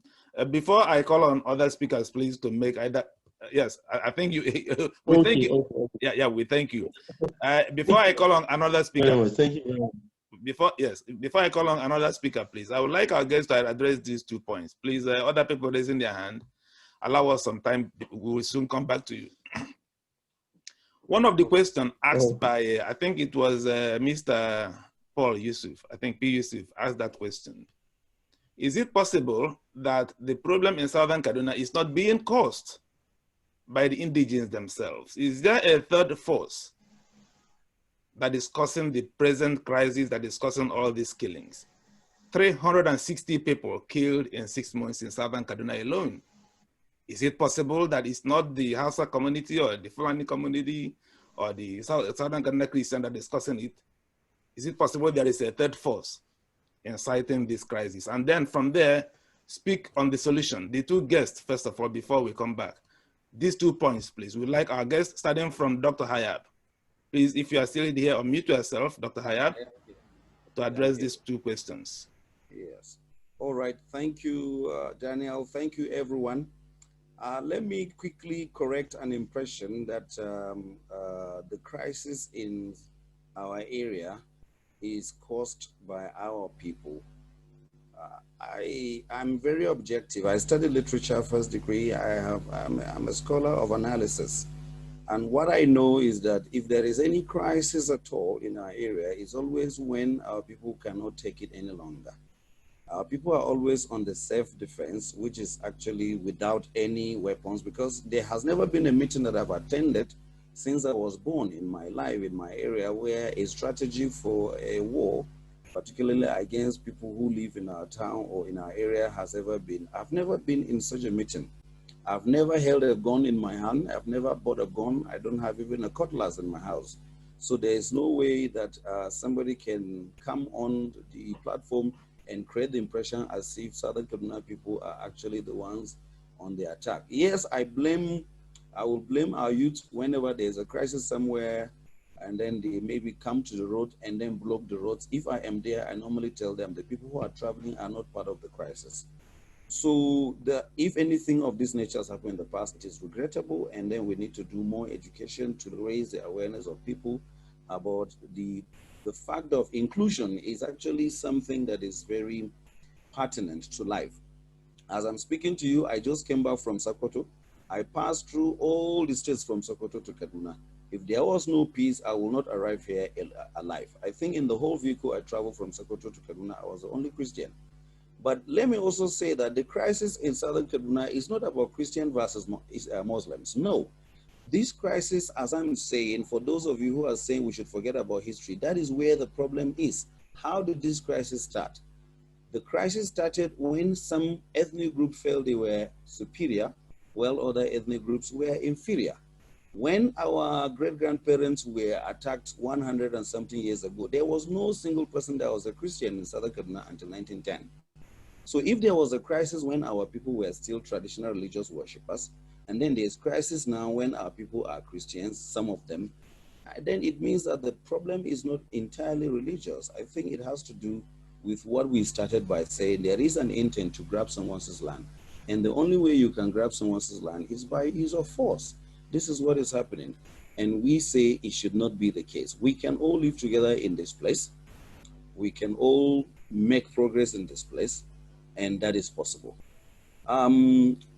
Someone has tried to say that, you know, this issue of history coming back and forth, someone even wrote on a conversation that the history of Southern Kaduna is as old, the history of Hausa is as old as Southern Kaduna. What is today Southern Kaduna didn't even have any name with Kaduna. That is to start with Ozaria. We actually are ethnic, minority ethnic groups. We consist up to 66 ethnic groups in today's geography called Kaduna State. As far as archaeology is concerned, we might have lived here for nearly 4,000 years. Now, our contact with the Hausa, I repeat, anybody who has any literature to disprove this should come forward. It was in 1750s. And we accepted them, we lived here. If you look at the number of the people that would have come at that time, had our people not been peaceful, there would not be that much that, or that many that if our people were to attack them, that they would not be able to attack them and even annihilate them. But one of the cardinal principles of my area, particularly of the Ham culture that I come from, and that is representative of all the ethnic groups in Southern Kaduna, is that we celebrate receiving visitors. In fact, any good wife is a wife who accepts visitors. So we accept visitors. We want to live in peace with visitors. And what visitors must do, or people who have become, because the question of visitors and indigents is a very big one that we can't finish today. Well, the Hausa population of Southern Kaduna can be considered as indigents. The Igbos and Yorubas who live in Kaduna do not get indigenization forms. That is the reality. Those of you who are journalists, you are more than welcome to come to Southern Kaduna and conduct this research. There are Igbos who were born and bred in our area. They speak Hausa more than some of us. There are Yorubas who were born in Southern Kaduna. They speak Hausa more than us. In fact, the oldest street in Kavanchan is called Obomosho Street. And that was, it tells you that the Yorubas have had a very strong a foothold in Kafanchan. I just told you that the Kafanchan University, the Kafanchan campus of Kaduna State University was called Igbo Grammar School before. So it means that these people have had a footstool in our place over the years. Now, if we are discouraging the settler indigenship in Kaduna, and indeed in Kafanchan and in southern Kaduna, then all the Igbos and the Yorubas who have had their existence in our place and have contributed immensely to the growth of the economy of our place must be given indigenous forms as well, because we are all together. Now, once this is done, this is justice. The Igbo is not being segregated upon, the Yoruba is not being all other ethnic groups that live in Kafanchan. All of us are in our area. We are all one. One of the simplistic truths that I believe would lead to the end of this crisis is that people like Maikudi who are on this platform today and the other people should rise up to accept the truth that it is possible to live anywhere, everywhere rather, anywhere in the world, yeah? It is possible to live there, and you can live there peacefully, so long as you do not grab the person's land. Any land grabbing anywhere in the world, just go back to history books, you would see that it has always resulted in this kind of crisis that we have today. Let me say that the crisis that is happening right now in Southern Kaduna is not that Southern Kaduna people are going out to fight a war. No, Southern Kaduna people in their sleep are being slaughtered, killed with guns, sophisticated guns. And if people are being killed in their sleep, you cannot call that a cry. You can't call that, it's not a fight. It's somebody who is out to annihilate someone. Now, the Kaduna state government can actually bring the perpetrators of this crisis to book. If my brother, for instance, is the one found with an AK-47 in a village killing someone, let him be brought to justice, and let justice be justice. But you see, the unfairness that has been the case, almost all the commissions that have been set in Kaduna, I can tell you this authoritatively, since colonial time, they have never brought out the true situation of the crisis. They have never brought out, no single commission of a peace commission has ever confronted and looked at the truth in the eye and said, this is where the problem comes from. So we are just paying lip service to the issue of peace. You cannot have peace when you continue to play seek and hide. Dr. Hayab. Yes, let me conclude by saying that. No, No, don't conclude yet. Okay. My question is this. Yes. Is it possible? Yes, sir. That a third force is incited? Let me be clear. Yesterday we had a conference of about 13 speakers. One of these speakers said that there is another people coming in and killing people in southern Kaduna. Do you agree with that position? Yeah, it is very feasible. Even the governor of our state, Governor El-Rufai, has once said that he paid the Fulani people to stop killing, and these people were coming. He said that they were coming from other parts of West Africa because our area was a cattle route. Now, so it is possible because the kind of carnage that takes place in our area is not possible to be done. Right? For instance, the Fulani in my village, nobody has ever at any point in time raised a finger against the Fulani.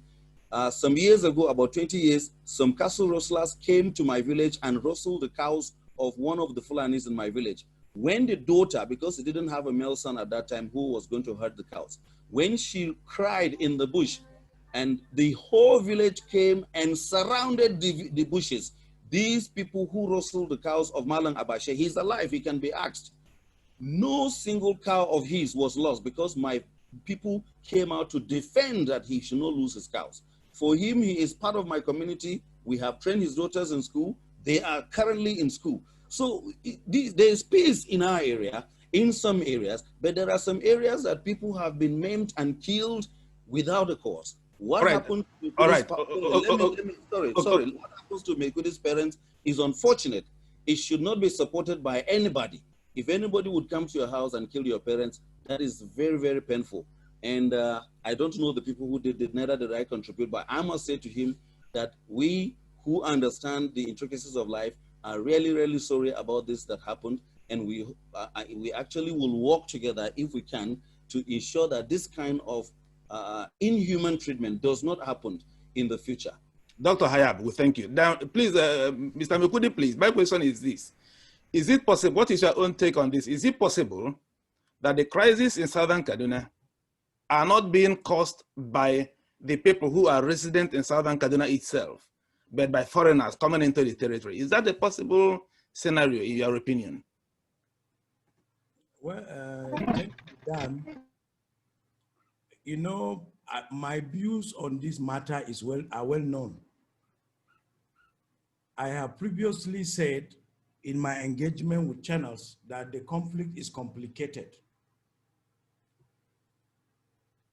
in the sense that there are many forces at play.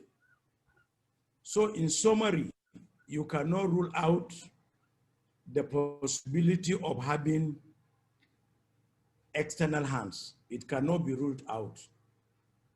But the external elements will have no breathing space.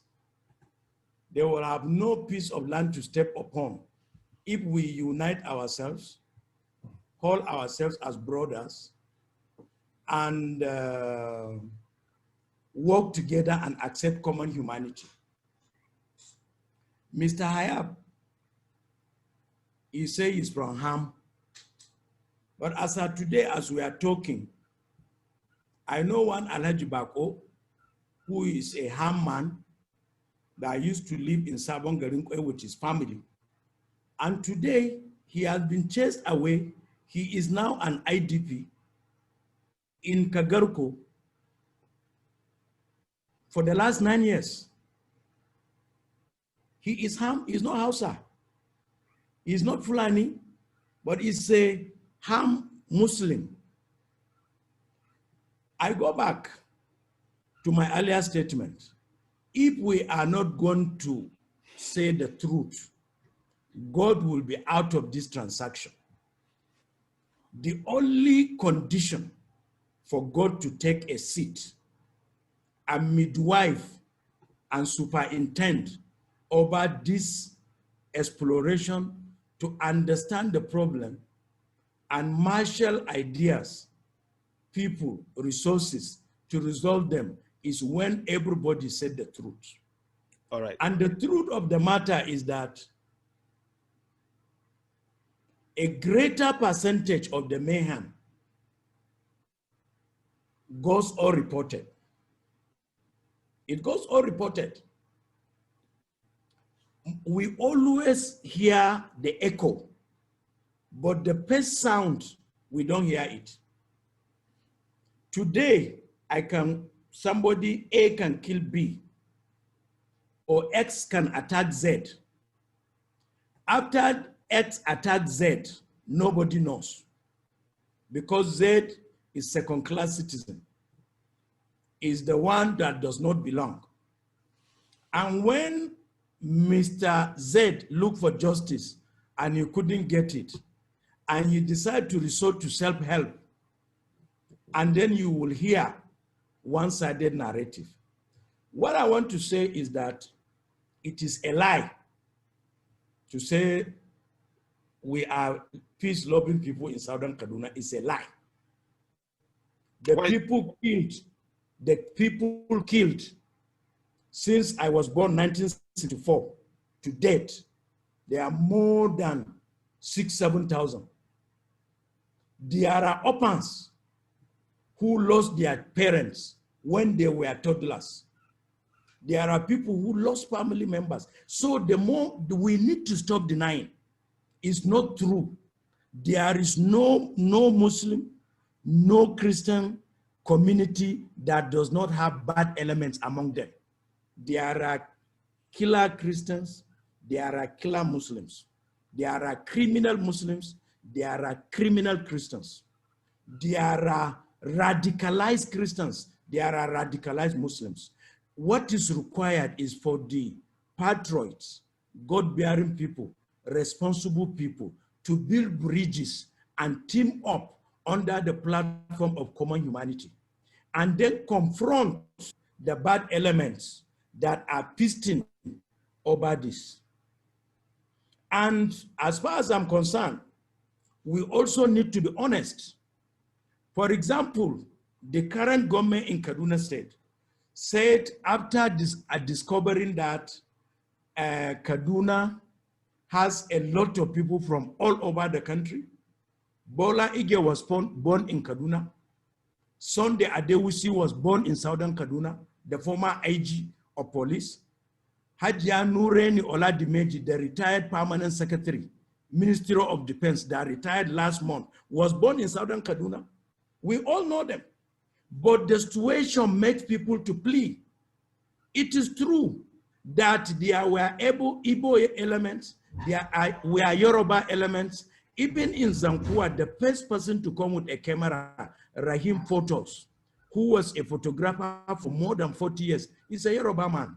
But today, where are his children? So this government said, let us emphasize the residents over and above indigent or settler by law.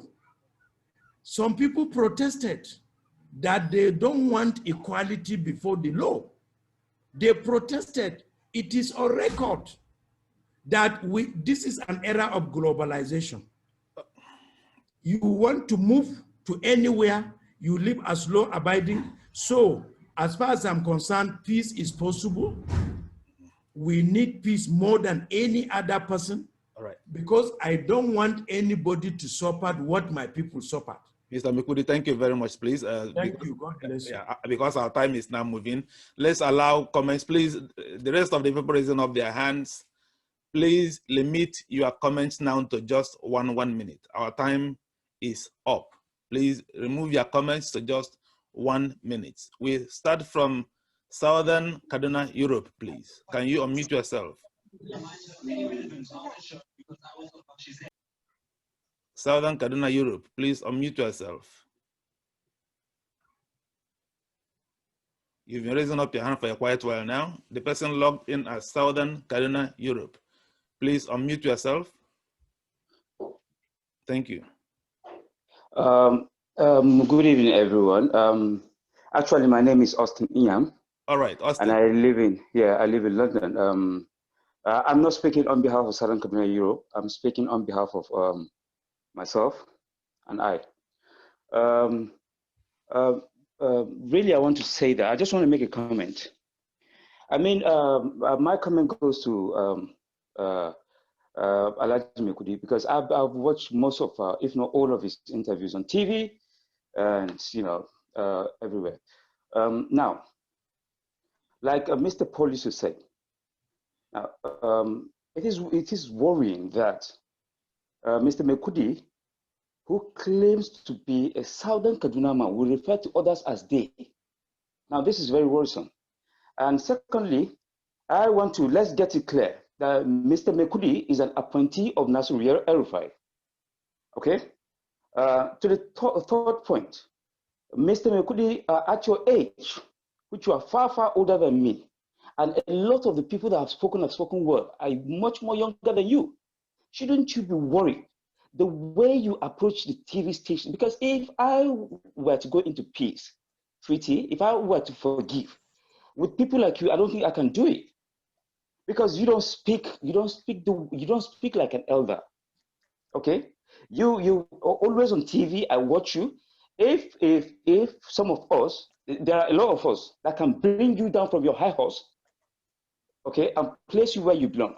But that's not the case. Please, Mr. Niam, can we please temper? No, that's not the case. We have to make some things clear. Let them show their true color. They are just taking side. This is not an objective comment. No. I'm not taking side. I'm not taking side. You have no power on earth to bring me to any high post. Please, can we listen?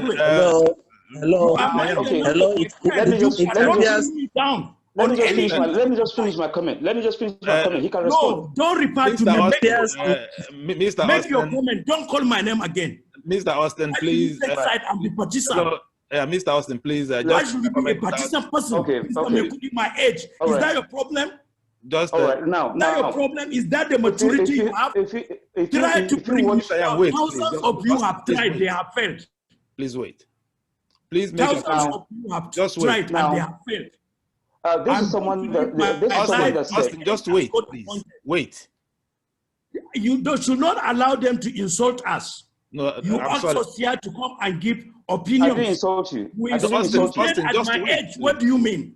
No, that what was do you a mean threat. by my age? That was a What do you mean threat. by my age? That was a threat. Is that a cultured statement? That was a threat. Is that a responsible statement? You can bring Uncultured. me down from my high horse. Please go ahead. Please go ahead. If you are a true mother of a true son of your mother. Mr. Daniel, if you are allowing people to insult us, I can. I told you want us to discuss responsibility. And what took side? This gentleman is taking side. You did not caution them. Maikudi, calm down, please. Calm down. Okay, I have calmed down. Thank you very much. But people should make their comments. Please. But he is mortal. He is not God. He cannot bring me down on anything. Remove him from the platform. Excuse me, I think him we'll from have the him platform. This is a threat that we cannot take it any longer. This is a threat. This is But you allow people to insult because this is not a panel for people to insult people. Southern Kaduna Europe first. Remove him from the platform. It is not your, this is your a choice threat we for me to cannot be take. removed from the platform. Remove him first. Yes. Remove him first. Because he has no manners. And he has no manners. He's uncultured. He's the admin should uncultured. remove this person. This is a threat. This is a threat. Southern Kaduna Europe should move. He should remove him. Then we continue. You can't continue like that. Remove him first. Because you are uncultured. You are uncultured. This is a threat. Why? No. Because you are uncultured. He can't you lack manners to say he should be removed. He's trying to protect the guy lack manners. He should be removed.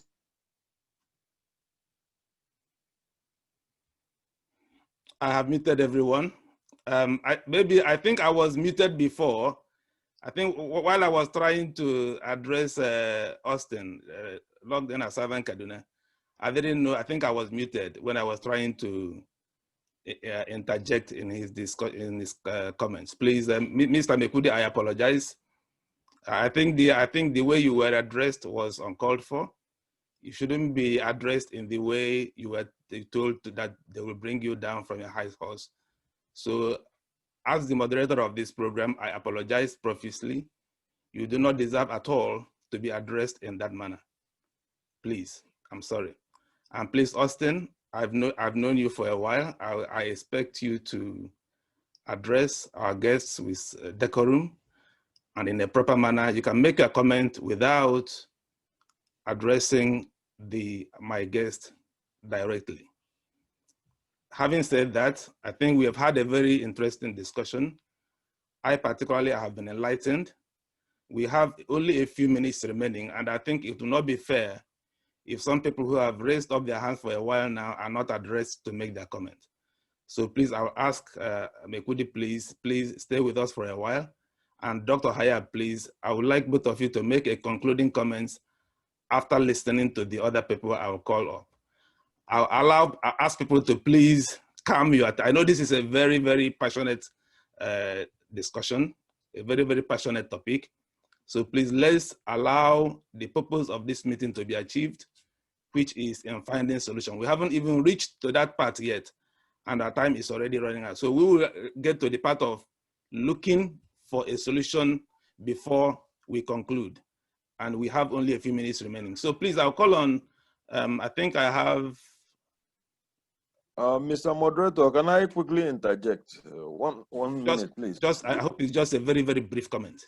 Very, very, very, very. Can you please encourage our contributors to please address issues and not people? Let us address subjects and not objects. Let us be very objective in our while we try to address matters. Whatever any other person says, let us see it as his own point of view, which he has a right to his own point, to his own opinion, while we stick strictly to our own opinion, so that we will not have such crossfires anymore. That is just what I want to say. All right, I thank you. Now I will ask Bala Zaka, please. Bala, can you unmute yourself? Bala, can you unmute yourself? Bala Zaka, can you please unmute yourself? Yes. Can you hear me, all of you? Yes, we can hear you. Yeah. I really appreciate this opportunity, and I really appreciate our two guests, Dr. Maikudi and Dr. Hayab. I really hope that at the end of today's forum or discussions, these two gentlemen that you have identified, Dan, will probably be the champions of the peace we want to see endured in that flank of Nigeria. To be honest with you, I have seen enough of vituperations. I've seen enough of venom from every angle. But the common denominator and the common theme is that Kaduna State is suffering. Investment is not coming to Kaduna State. When you talk about our children now, children don't want to go back home. We have retirees who will ordinarily want to go and build retirement homes in Kaduna or Kaduna State, and they cannot go. But as far as I'm concerned, honestly, Kaduna is supposed to be the headquarters of northern Nigeria and the national hub of Nigeria when you talk about virtually everything. If you look at our leaders of before, a lot of them became great and prominent people in Kaduna. Many people, they are countless. My hope and belief is that we should just look for a way. The common thing is Kaduna State is not moving forward. You know, whether we like it or not, there will be propaganda. Whether we like it or not, there will be throwing of banters. But in the interest of even national peace, not Kaduna's peace, please let us think and come up with forward steps. I just want to make one comment on something that happened. Nobody knew in those days. There was a time people were saying Ndume was even Boko Haram, but you cannot believe it. Ndume's mother was the leader of all the women, Christian women in Borno State then. That's how terrible people can mismanage information. As I speak to you now, my mother's younger sister is a Muslim. The father is a Muslim. If you go to Bishop Jatao's house now, it's my younger sister that serves him. He's still alive, though very old. Her name is Bilkisu. One of my senior brothers is on this platform. I can see him, Casimir, based in London. We have Muslims and Christians in our house. So in situations like that, where do I run to? I grew up in Borno State, in Maiduguri. I know everywhere in Maiduguri. When in Borno State, when they talk about even Boko Haram, I feel very sad. But the common thing is Nigeria is sinking. Kaduna is sinking. I was happy with Kabiru, Humphrey, and Abdul Mumini, some of the things they are talking. But I will appreciate it, Dan. At the end of today, let Alhaji Maikudi and Dr. Hayab, if possible, hold the two of them. Let them be the champions of peace in this matter. After all this discussion, we want to have champions and ambassadors of peace. Please, thank you very much. We thank you. Usman Sadiq, please, Abubakar. Please unmute yourself. Usman Sadiq Abubakar, please. Can you unmute yourself?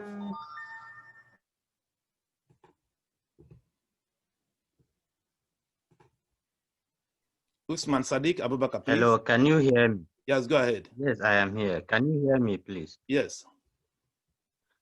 Thank you for the opportunity to speak in the forum, and I want to thank the host and the contributors. First of all, I want to say that it's unfortunate what our situation has become nowadays. And if we continue to, shift the blame from one to another, we will not achieve meaningful solution. I want to say that we have grown up with a mindset of hostility. And if we want to find a common solution, we will have to go back to grassroots. We will have to raise children that are dispassionate and have the passion to uphold peace and harmony. And to do that, we will have to go back to even primary school and secondary school and begin to teach our children how to live in peace and harmony. We cannot just achieve peace overnight. This is a work that must be done over time. And we have to start now. And I want to comment on one issue that was raised, the possible third party coming into our state and then inflict this chaos and disharmony. First, if something like that has happened, for example, the problem is before we diagnose the situation and understand where the problem is coming from, some people, some element will just go out and begin to inflict, chaos and kill and maim other communities without even knowing whether that community is responsible for what has happened. Right. This is why, even if the third party has a hand in any conflict, it becomes indigenous before you know it, because the people will begin to accuse others, and then before you know it, the society, the community is in conflict. All right. So what I want to say is, if we have problem like this, let us begin to understand where the problem is coming from. We can come together and then fight the common enemy. We can do that. But thank you very much. Okay. Yes, thank you. Well, thank you. Kasimir Beriyok, please. Kasimir, can you unmute yourself quickly? Make it brief, please. 1 minute. Kasimir Beriyok. Go ahead. I think it's exciting that I want to say thank you very much for organizing this. But I think we're actually missing the point. The point I'm really saying is that we've got people actually pontificating who is wrong, who is right. Yes, there is a place for that. There's a place for what I think we need: somebody who is independent, somebody who is sincere, to actually bring all the community down together, and then let everybody actually say what he or she believes is the problem. You see, as long as you see my problem as not being factual, and I see your problem as not being factual, then we'll not reach a conclusion. We need to sit down together and say, look, you did this to me. It could be 3,000 years ago. If you say to me it's relevant, but to me it is relevant. So let's see whether we can find a solution or a satisfaction to what I believe is the problem. And I also sincerely believe that the present government of the day have got a good hand to play. And I think it's necessary for them not to say there are certain people that cannot talk to, there are certain people that can talk to. I think they should be able to talk to everybody. When you're looking for a solution, it doesn't matter whether the guy is from Tanganyika that has a solution or the guy is from China that has a solution. You go to the guy who has the solution. And I think the government of the day, we from both sides need to sit down and say, look, how can we move forward? What is wrong? And then move from there. That is the way I think this can be done. Really, we need an honest broker to really sit down and see how we can move forward. That would be my contribution. But the idea that you are wrong, you are stupid, you are this, you are that, will never take us anywhere. And I sincerely believe that in heaven, it's only you who can go to heaven. Islam, as an Islam, cannot take you to heaven unless you do the will of God. Christianity can never take you to heaven unless you do the will of God. If I die today with my son, I cannot tell if I'm in front of God, I cannot tell God to let my son in because he's my son. My son must earn heaven himself.